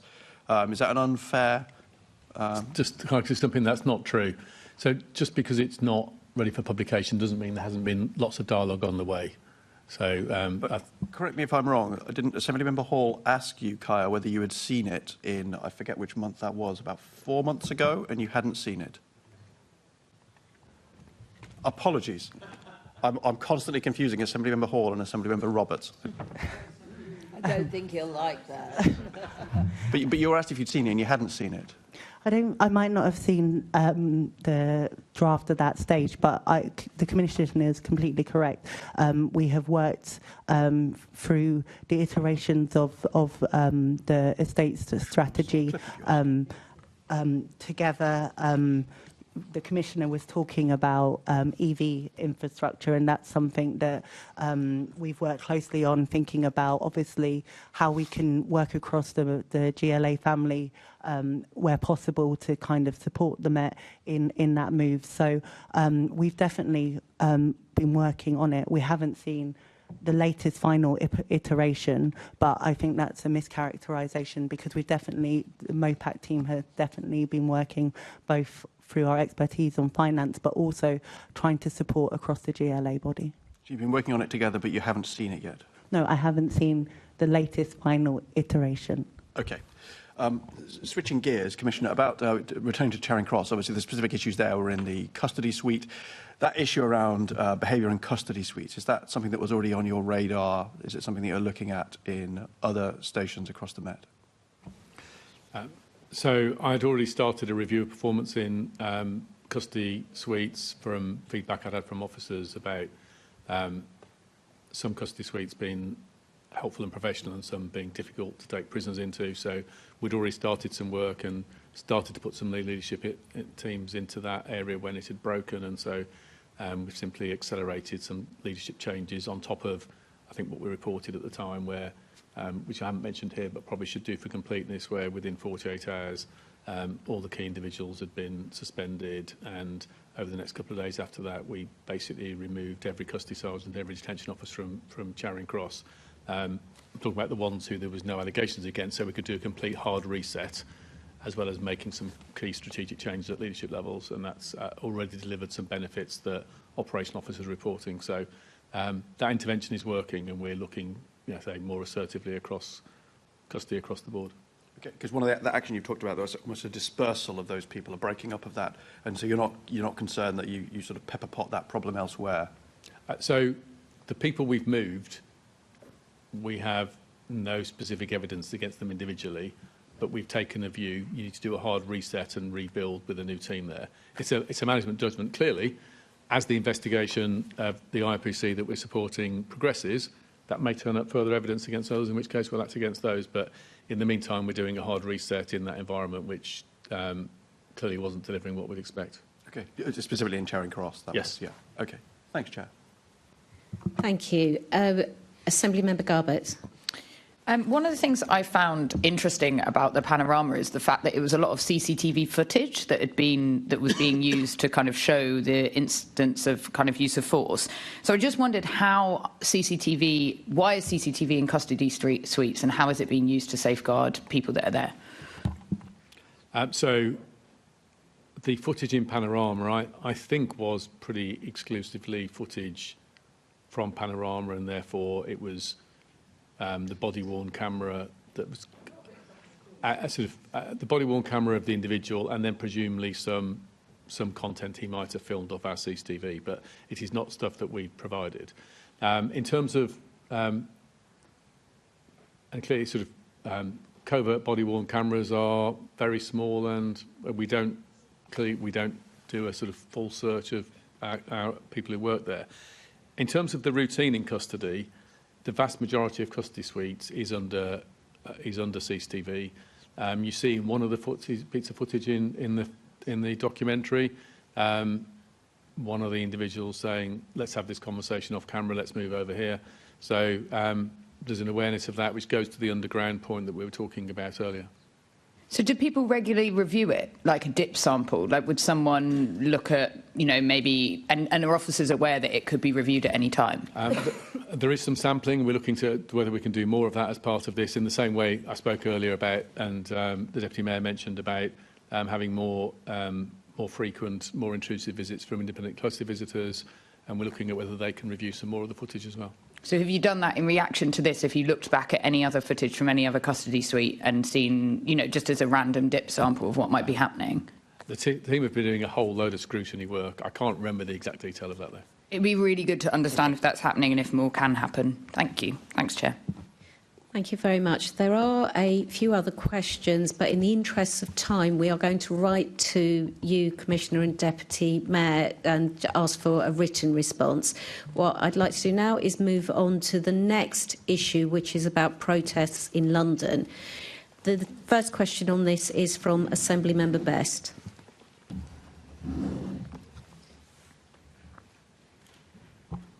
Thanks. Good morning. Commissioner, are there specific areas of policing that have been deprioritised to help the Met with frequenting the protests that have been taking place? So, we talked about, at the start, didn't we, about overall a shrinking organisation, trying to achieve more on the stretch.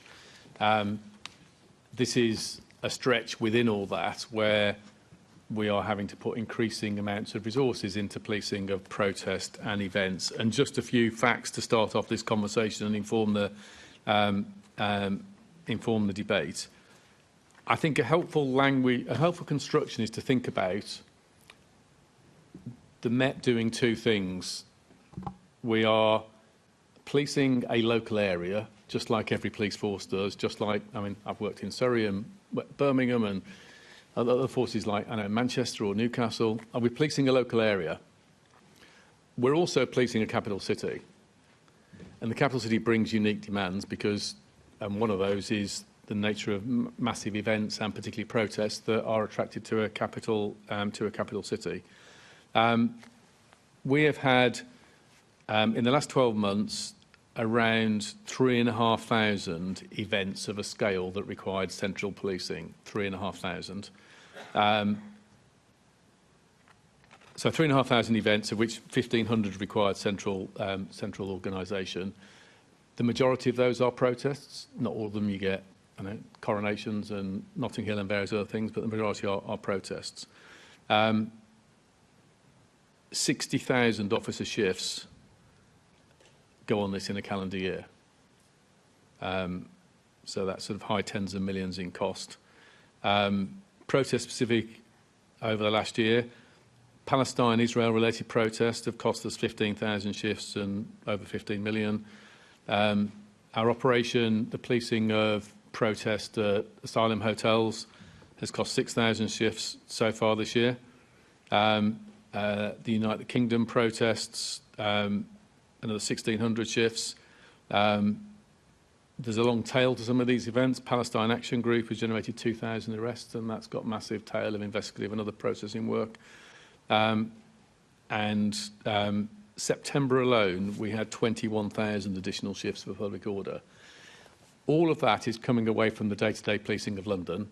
It's coming away from tackling organised crime gangs. It's coming away from traffic policing. It's coming away from our training work, and it's also coming away from local policing, from response teams and from neighbourhood teams. And as I said earlier, I'm really proud, and I'll keep ramming home about the extra resources we put into neighbourhoods, and they're doing a tremendous job, but they're abstracted more than I would want, more than you would want, and more than local communities would want, because I don't have another box of people to open to deal with these events. September cost about the protest events in September cost us 19.7 million. Only 2.3 million of that is covered by Home Office special grants. We've been stretching our resources by use of mutual aid. That's our language for asking other forces to send resources to help, but we have to pay for that. We've done 6,600 shifts of officers from other forces helping us out so far this year at a cost of 4.6 million. You wrap all this together, there is a thing called, and we talked about it here before, the Capital Cities Grant, the NIC, National and International Capital Cities Grant. Based on upgrading from an independent evaluation commissioned by the Home Office for it in about 2016-17, our judgment is that should be around 430 million now at least, and we get 250 million. So 180 million shy of the cost of policing a capital city. That 180 million of policing is basically being paid for by local communities propping up this activity. Sorry, lots of facts there, but I think that tells the story. Would you be able to send that on afterwards? I think I and others were trying to scribble down Sorry. some of those numbers Yeah, it's that a you lot of numbers. No, it's really helpful, actually. We can put it into the chair very easily. Brilliant, thank you. But just one thing I wanted to pick up. Obviously, you noted the breakdown between other forces and Met, but you said there's 60,000 police shifts per year. 6,600. Sorry? 6,600 of on-loan officers' shifts. 6,600? 600, yeah. Okay. And that's our officers, not the wider forces? No, so that's, sorry. So mutual aid is when we ask other forces to send resources for a day or for a weekend, and we've had 6,600. Yes, but I thought, did you say 60,000 police shifts? Sorry, yes, and then we've done 60,000 shifts. Okay, so it's 66,000 in the total. calendar year so far on these big events in town, of which more than half is protest.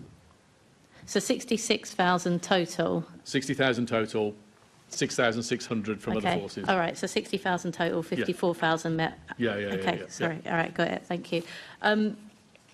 I think you noted then what is clear from that is that has a impact on neighbourhood policing and other areas. Yes. That's kind of a round of the effect. What is the day-to-day effect of that? So I can give you data on the balance, but I don't have it with me at the moment.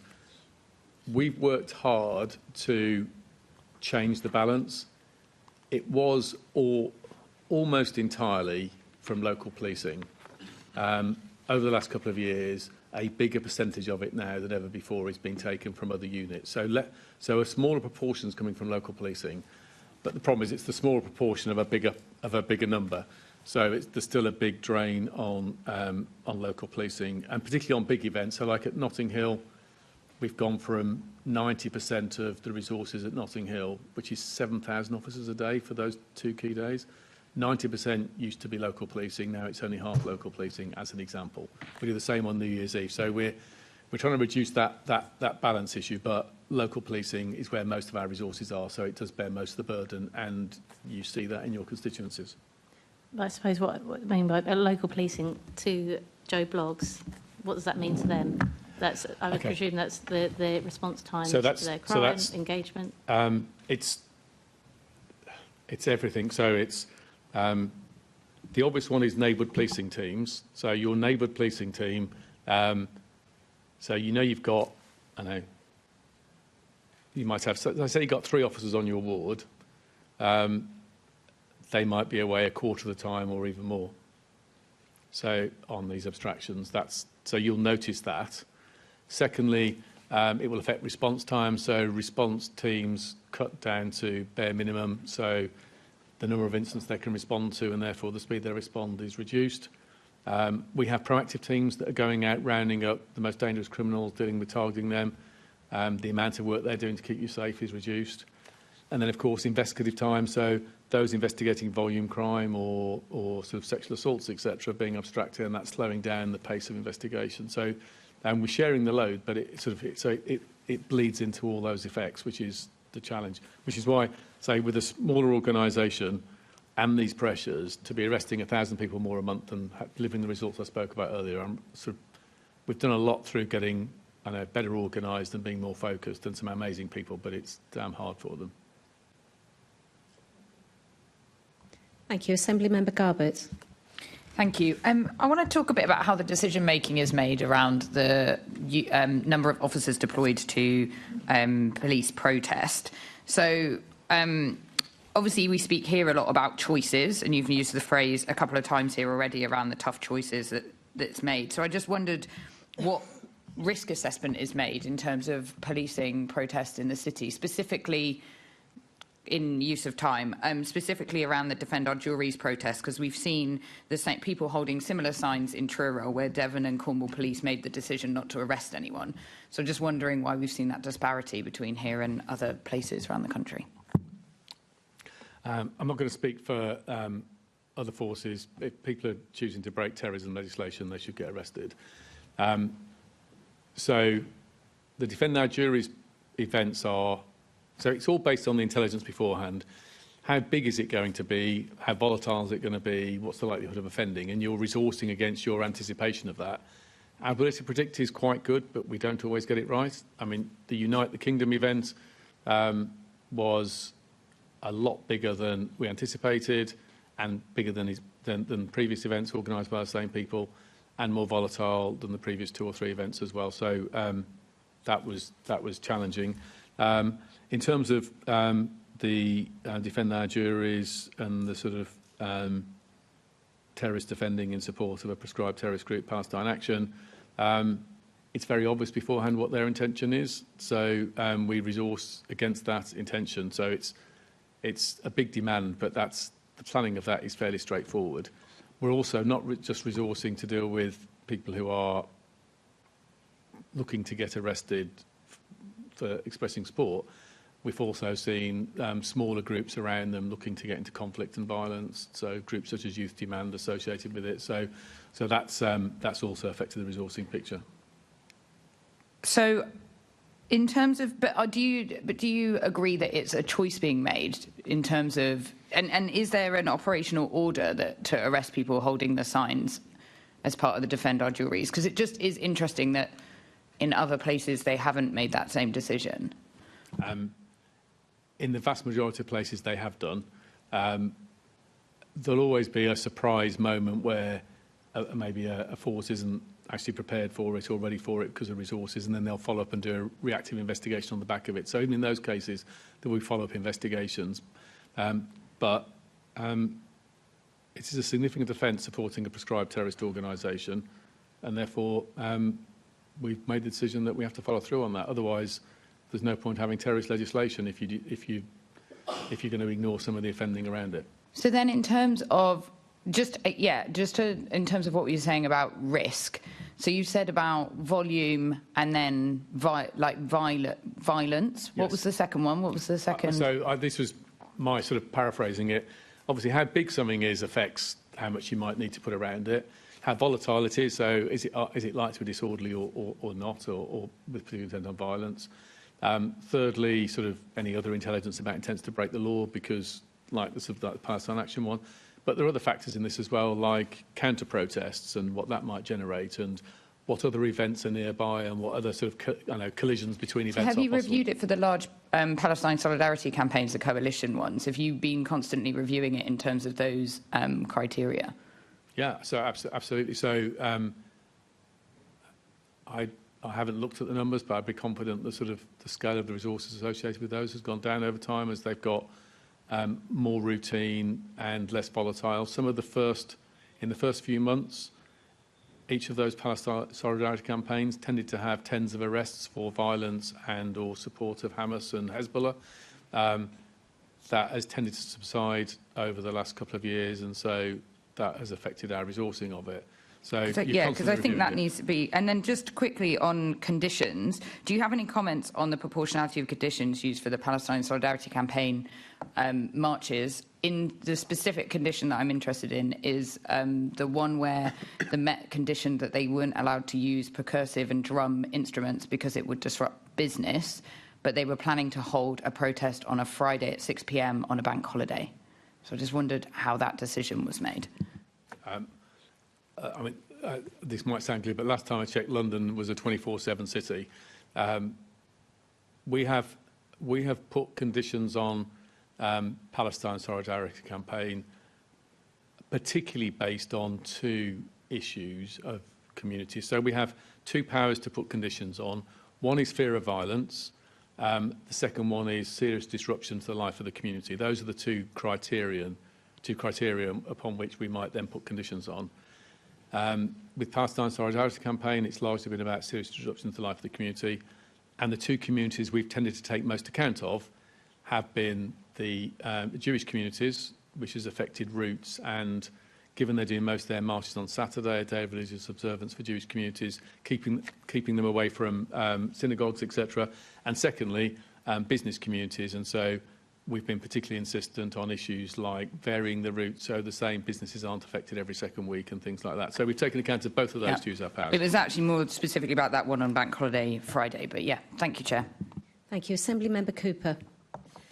So my questions are about money, which we sort of got into a bit in answer to the question on the priorities. I can't remember now exactly how long it is that you've been in post, Commissioner, but I remember our very first 3 years. So 3 years ago, at the first police plenary, I asked you a question about extractions from boroughs, because that is such a huge concern to me and to other Assembly members. And we were just talking there about the impact locally, and it's something that is continuously raised with us as local constituency Assembly members by local people. And I'm sure that's why the Home Secretary is considering whether or not repeat marches are something that can go forward. I don't quite know where that argument or thought process is going to end at this point. But you set out the costs of the additional hours of policing, and obviously there's also other things like football matches. The impact on officers isn't just about additional hours, though, is it? And then that they will then want to take time off. And in some cases, because of the extensive pressure on officers, we've also seen some of them with, health problems, including mental health problems, because of the pressures. So I think that has also created a perfect storm, if you like, of pressure on officers expected to be local, but also expected to be involved in these national level demonstrations that come to London all the time. I completely agree with you. We've had an escalating situation. I was talking to our public order experts only yesterday about this, and Adi Adelakin, who many of you all know, who's sort of Assistant Commissioner at the moment in that area and is outstanding, a lot of experience in this. He was reflecting that the upward curve probably started in lockdown and has just continued, and some combination of a more angry world, more conspiracy theories, more protests that we've had started with issues such as COVID conspiracy theories and Black Lives Matter, then went into environmental protests, and now we've got the sort of Middle East related issues, sort of asylum hotels, migration. There's a sort of there's been a sort of, and it's kept rising. That is a stretch for the organisation, and we're sharing the load more, but it's a bigger load to carry. The individual load, as you say, is very, very significant. We have a process that was put in place a decade or more ago where an officer gets assaulted, about a special package we put around them in terms of support and how we deal with that in terms of both the investigation of the assault and also the personal support for them. A change we made, I made a couple of years ago, was we were seeing officers being targeted on social media for their arrest at protests, and so the sort of psychological and emotional harm for them and their families. We've had officers have death threats on social media, just ordinary officers doing a sort of a straightforward piece of policing. So we've had to sort of have tackling the virtual sort of threats issue as well. And that strain and long hours is challenging. We have quite a lot of money spent on sort of well-being and occupational support, but we think we've got to go further, and you'll see in the Foundation's part of our new Met for London 2 plan a review and sort of potentially wanting to do further investment in how we support the health of officers.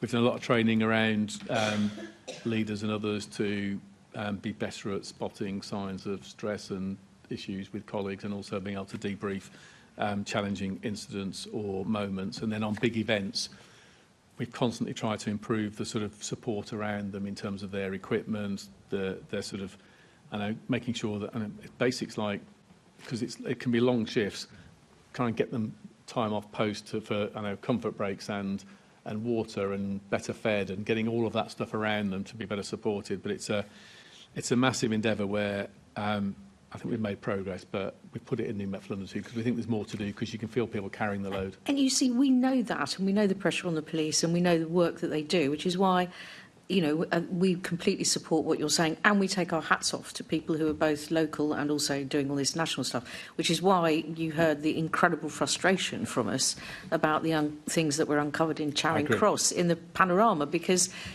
we're then talking about a police force that we want to support, but it was not just feet of clay, we're talking about potentially legs of clay here. So that's why it's so frustrating from that point of view. But in terms of the budget and the money, and we were also talking earlier on about the front counters, and to me that seems to be intertwined with the estate strategy. I hope you're going to be open to being very imaginative in terms of the approach to the estate strategy, because some of the stations where we're asking the officers to work from, it's not just about the front counters, in terms of the approach there.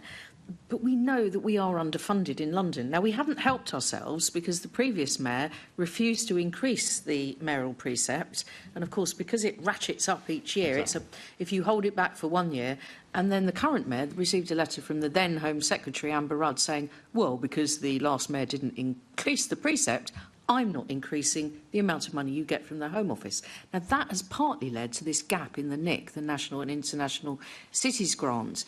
That 180 million that is the gap is massive. Now, what can we do with a new Home Secretary to try and lobby for more? Because we have got the budget coming up, and I'd like to start with you, Commissioner, and then also see if the Deputy Mayor can comment on that, because this is crucial to the mental, the physical well-being of officers. Local communities need the officers there. We need that support for the police in London, the Met Police. So thank you for the offer of support, and outside of here we can share more detail on that in terms of the next budget round. 2 points I'd make. We're in more febrile, more challenging, more volatile times generally, aren't we? We're beyond protest.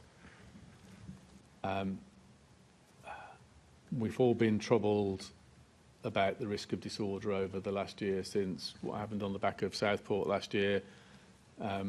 I've seen some really worrying incidents over this summer, both in the centre of London, and issues such as the sort of tension and fear in communities around, particularly sort of Jewish communities, Muslim communities, and others, for obvious reasons, as well as the anti-asylum hotel protests, which have become increasingly violent and troublesome. We've had petrol bombs that thrown at one of them. We've had people trying to smash their way in.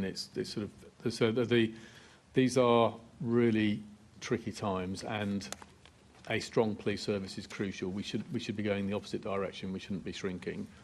I think that is absolutely vital, and the money can help us do that if we have it in the right if we have a serious conversation about a police force that's able to succeed.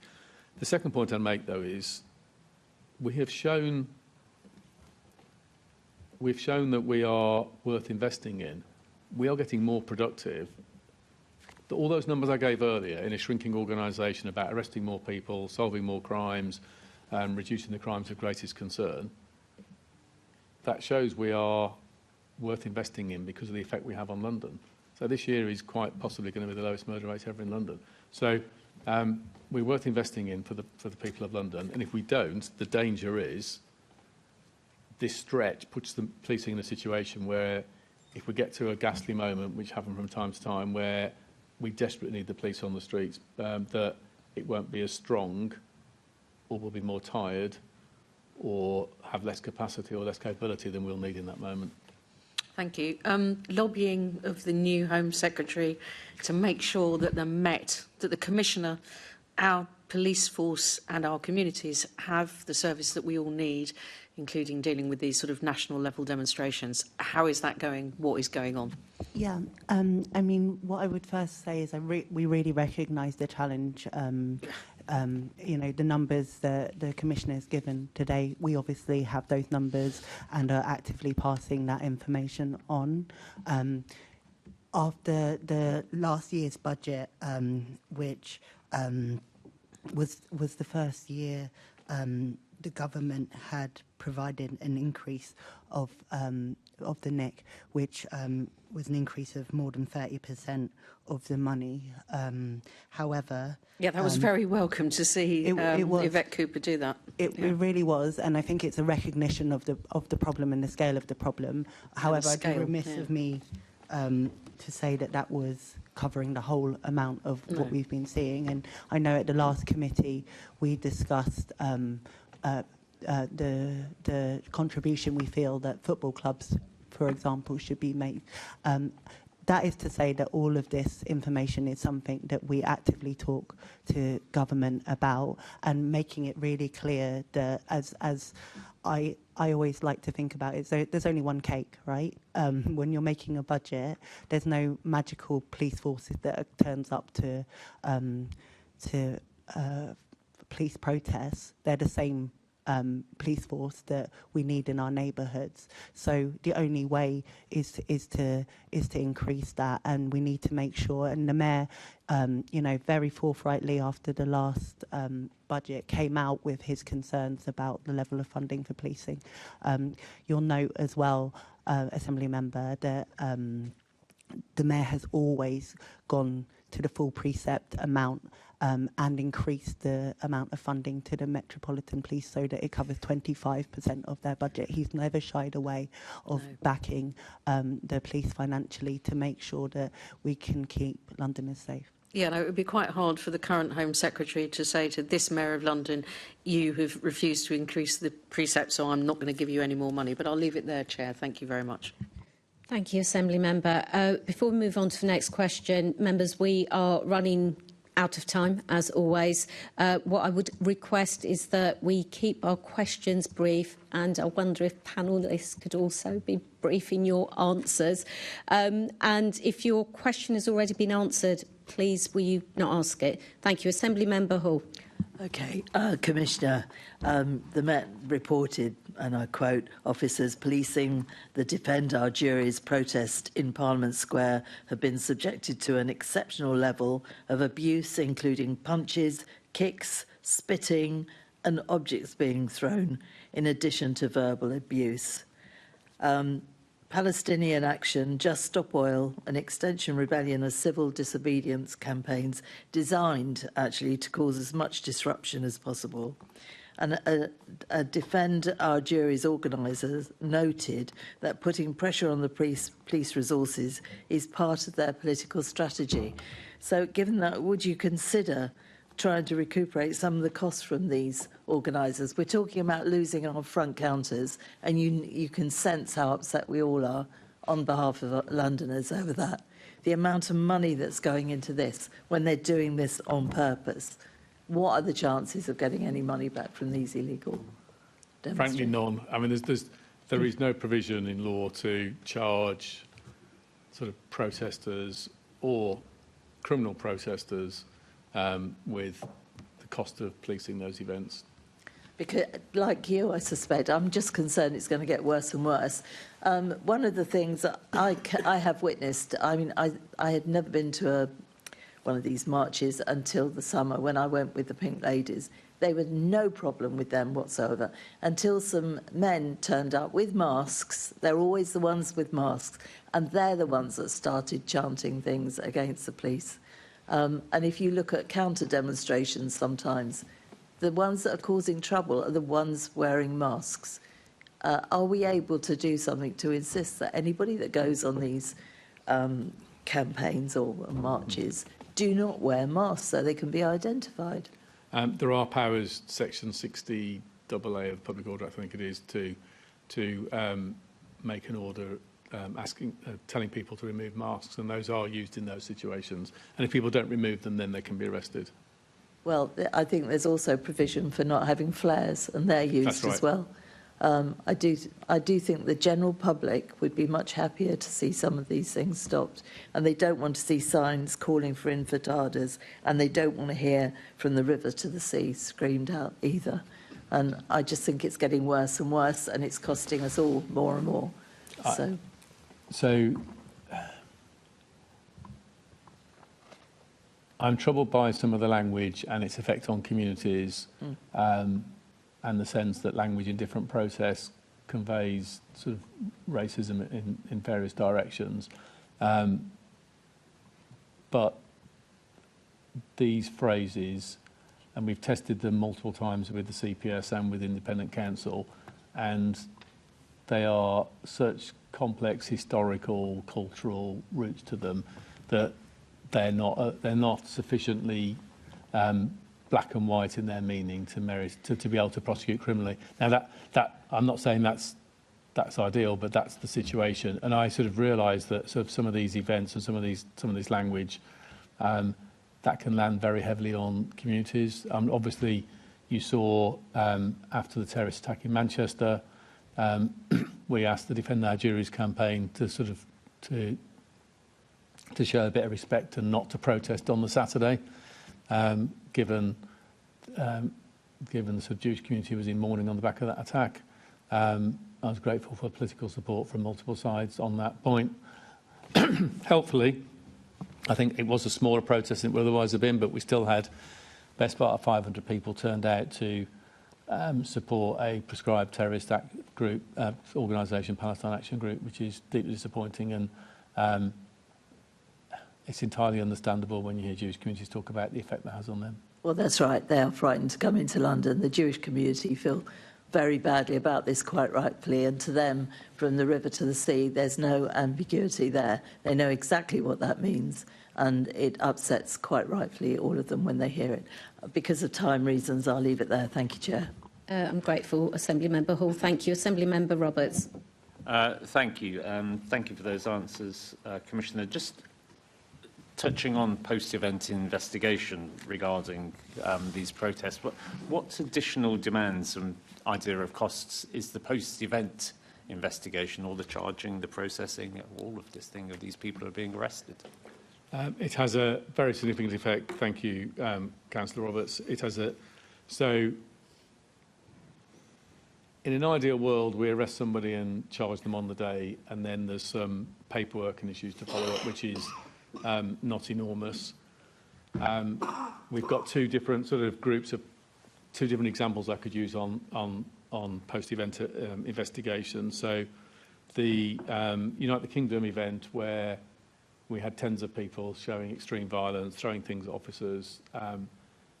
We arrested tens, I can't remember the exact number, but the majority we weren't able to arrest because it was such a difficult conflict. It was more about defending officers and containing the issue than it was making arrests. So in that situation, it's about video evidence and appeals to identify who the offenders are. We've done 2 appeals so far that's appealing for tens of individuals. I think we've arrested some of them, and there's more to do there. So that's quite a long, complex investigation, a lot of resourcing considerations. The second example would be the Palestine Action Group support and the Defend Our Juries events, where we've now got about 2,000 people pending, most of them pending prosecution decisions by the Attorney General. Some of them are on the way towards him, some of them we're still doing the files.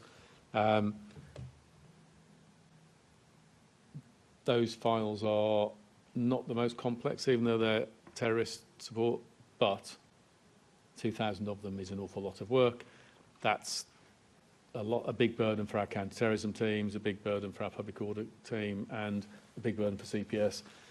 And the courts are indicating multiple long trials next year. So I'm concerned that the justice system isn't moving quickly enough to show that it's taking this seriously. Okay, thank you. And just one other question is based on the training that officers get when they're dealing with these large-scale protests.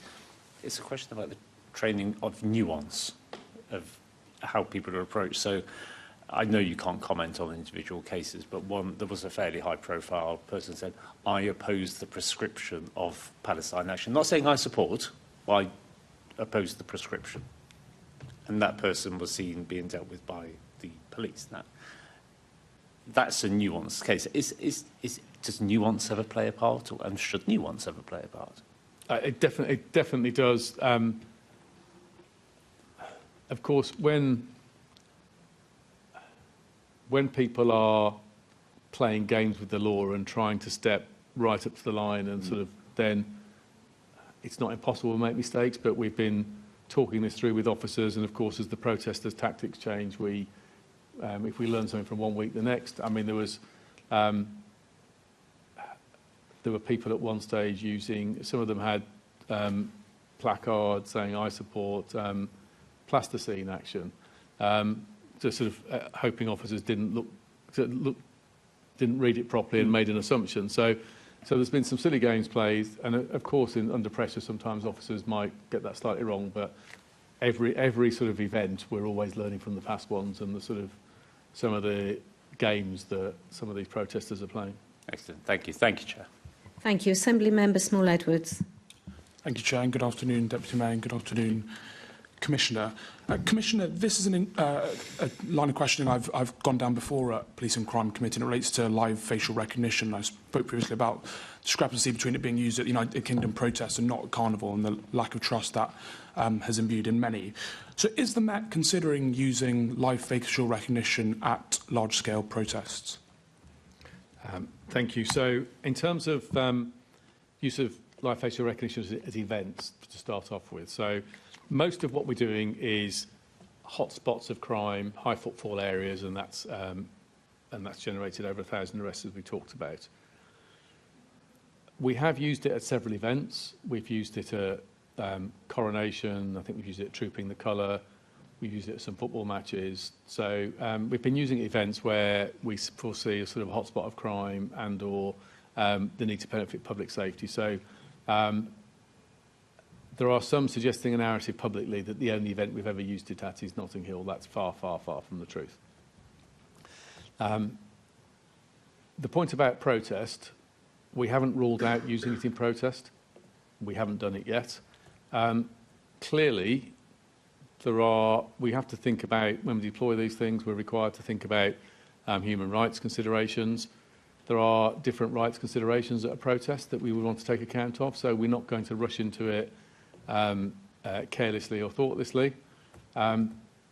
Every deployment depends on the intelligence beforehand. If we have intelligence of, significant numbers of dangerous stroke wanted people where this could help, then that may be a factor that leads to us doing it.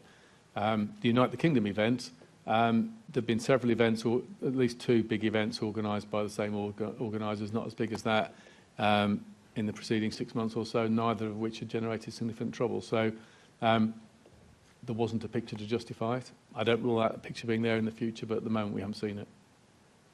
Thank you, Commissioner. Thank you, Chair. Thank you. Before we move on to Assembly Member Garbett, again, just a reminder of the time. I really do want to get on to the last 2 questions from Assembly Member Garrett. So if we could be mindful of that. Assembly Member Garbett. Yeah. Yes, just some quick questions from me then. What other events has it been used at? When you just said that it's been far, far from the truth, what other events has live facial rec been used at? I'm trying to do it from memory. Coronation, Trooping the Colour, and some football matches, at least, and maybe others as well. And have you considered doing a formal evaluation of live facial recognition before this further rollout that we've seen kind of you just mentioning then? Because I asked a Mayor's question about this, and there was meant to be an evaluation published in September that didn't come, and now there's a vague promise of some documents in December, but without the primary legislation and no formal evaluation, I'm just a bit worried about its continued use. So we've committed to publish an annual report on its value, and I think that has been published or is about to be published. I can't recall exactly when, but I know it's imminent. I think it's very shortly. In terms of evaluation, we're constantly evaluating it. The effectiveness of this is exceptional at getting dangerous people off the streets. Each deployment tends to arrest between about 5 and 15 dangerous people. We're arresting wanted offenders, people wanted for sort of rape, serious assaults, theft, shoplifting. We are stopping numerous people who are on court orders as registered sex offenders. We are breaching record numbers of registered sex offenders because they're caught by surprise as opposed to on a home visit. We're finding them with phones they shouldn't have. We're finding them with applications on their phone they shouldn't have. In one case, we found them with a child in a sort of horrific situation, walking a child to school having offended the mother. So it is making communities safer, and the evidence is really powerful. And it is so focused. It is low intrusion. It's low intrusion because we glance at a face and delete it within a second if that person isn't wanted. All the CCTV, I don't think we've got enough time to go into my concerns all about the over-surveillance of communities, but I'll pass back to the Chair. All the CCTV systems in town centres keep their data for a month. We keep the data for a second unless you're a wanted offender. Thank you. Thank you both. Assembly Member Best. Thank you. Commissioner, you already addressed, I think, some of the burnout and mental physical burnout from protests for officers. But specifically, I've been speaking to a lot of officers about their experiences on the day of protest, and I think there's a lot of easy fixes here. So naturally, a lot of people report that they'll be sitting in a van all day and feel like they are wasting their time. And I know you can't get away from that, but something that follows on from that is often, finally, they will chase up the call to command saying, can we go? And they'll say, oh, yeah, you could have gone hours ago. And just little things like that where people feel they're not valued on these protests, or that they're wasting their time there, or that they've been almost forgotten about in this large ecosystem of policing. The second point as well, and it's one I've brought up before, is a reluctance to engage with protesters, especially those that perhaps are known to have a social media backing, and the fallout that any interaction is going to have with an arrest, and who's going to have to do the arrest, who is, and a reluctance to be that person that has to step up and do that. And I've brought this up before about more training for officers on what their rights are and their ability to deal with people putting phones in their faces when they're arresting at protests. And I hope we can give more training and more confidence to officers to, if somebody's disrupting their work as a police officer whilst they're trying to arrest somebody, to deal with that in the proper way.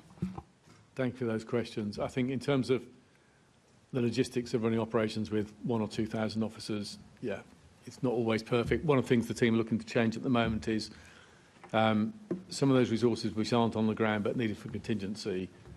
Can we put them, I know, up to half an hour away, for example, patrolling hotspots of crime in the West End or in Southwark or elsewhere, so they're active somewhere else, but on a short notice button to press. So there's always ways to improve the logistics. It's a very fair point.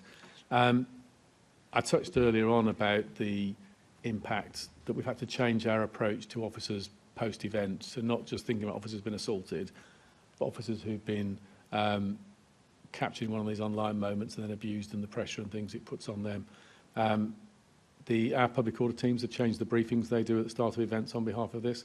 But I have to say, I take my hats off. So like all senior police officers, I've policed the streets, I've done difficult things, but what I was doing 38 years ago was a damn sight easier than what officers are doing today. Doing your job with crowds around you, putting phones in your face, whether you're doing a stop and search or making an arrest in the day-to-day routine, or dealing with a protester or counter-protester who's trying to trip you up in your language, is extraordinarily difficult, and we're constantly looking for ways to improve briefings to give people the confidence to do it, but it's a really, really big ask. You've finished. Yes, thank you. Assembly Member Garrett. Thank you very much. A couple of questions about powers and guidance. First of all, Commissioner, you frequently make the point that you obviously have to operate within the law and with the powers and so on that Parliament gives you. One of the things that Parliament has been very clear about is that we don't have a blasphemy law in this country. They removed it, and the Prime Minister recently was asked to bring one in and said that he did not intend to do so. Obviously, there's a concern that public order powers are being used potentially to create a kind of de facto blasphemy law where the police and the courts are enforcing sort of public order in that way. Recent prominent example in London, of course, was Hamit Koskan outside the Turkish embassy, who was arrested for what, on the face of it, appears to be probably an offensive but ultimately non-violent one-man protest. Was that a proportionate response to arrest him for that? I think it was. I mean, clearly we'll reflect on the court's judgment. There is not a blasphemy law, and we definitely don't want to recreate one. Our laws are that these laws are contextual. If you want to criticise, the tenets of any faith, that is within your freedom of speech to be able to do that in most situations. If you want to do it by screaming in the face of someone of that faith as they're walking out, out of their faith building on a day of religious observance, then that may well look like and present as certainly a breach of the peace, in terms of what you're trying to stir up violence and potentially threatening behaviour or other criminal offences. So you're looking at the intent behind it. We are not criminalising people who have an opinion about a faith or anything else. But if someone's trying to incite violence, that goes beyond what freedom of speech is about. And that's the judgment we're trying to make, which goes down to context, which are very fine lines, and the courts will put cases before the courts. We thought that one was worthy of an arrest. CPS thought it was worthy of prosecution. The court thought on the facts on that day it wasn't made out. And we will wrestle with those difficult lines of the law again and again. So to be clear, that was the Turkish embassy, though, not a religious building. But my point was a general is there something one. about the man with the knife that makes that situation violent that then reflects on the protester? Is that what you're saying? So it's about the context. So I was making a general point. That time you've got outside a sort of largely sort of the embassy of a largely Muslim country, and the view that was taken by the officers was that was beyond criticising a faith, and that was intended to incite violence. CPS took the same view. The court, in the end, decided on the facts of the case that wasn't made out. That's what the process is about. But we are not going to be routinely arresting people who criticise a faith. We are going to when it's done in an exceptional way where it looks like it's intended to stir up violence. Okay. On to the new powers that are currently being looked at in Parliament. What impact would those have on policing protests in London, and would you as the Met be prepared to make use of those new powers that are being looked at in Parliament? So are you referring to the recent comments by the Home Secretary? Yes. So she's considering, I think, what sort of review and what she wants to look at. So until I know precisely what she's thinking or what that review says, I think I'm sort of guessing and making things up, so I don't think I can answer that. I mean, one of the discussions, for example, would be looking at more powers to prevent a protest from occurring. Are there further powers in that area that you think would be useful? And I suppose I would add that are actually operational. If you've got 10,000 people, it's very hard to tell them all to go home without creating a situation if they don't want to. Yeah, so clearly the Home Secretary is troubled by the fact of the cumulative impact on communities, which we can all see the effect of that, and entirely makes sense. If new proposals come forward, then of course we'll have a conversation with the Home Office about the practicality of them and sort of what is and isn't operationally achievable. I think that sometimes we will say to government, we think this bit of the law doesn't work. And, for example, we had this recently with knife crime where the zombie knife legislation didn't work. I think it's perfectly reasonable for us to do that. On something which is as fundamental and political as the balance about how much protest takes place with the right to ban it, that's not for us to have a view on other than the practicality of a policy. That's for government and eventually Parliament to decide on that balance. If I express a view on, protest law should be more permissive or more restrictive, I think I'm overstepping my responsibilities. Okay, no, that's fair. Some of the other powers suggested were things like abilities to target specific individuals who are sort of repeat protesters, if you like, frequent flyers, to specifically prohibit them, without doing something about a wider protest. Would that be a useful power? I'm not going to be drawn on. You don't want to get drawn into any of that. See more of it. Okay, so onto the guidance. College of Policing guidance on protesting.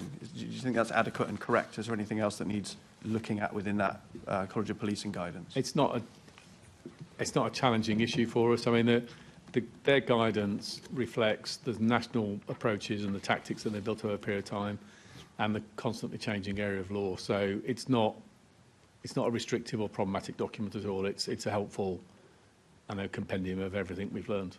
Okay, thank you very much. Thanks, Chair. Thank you.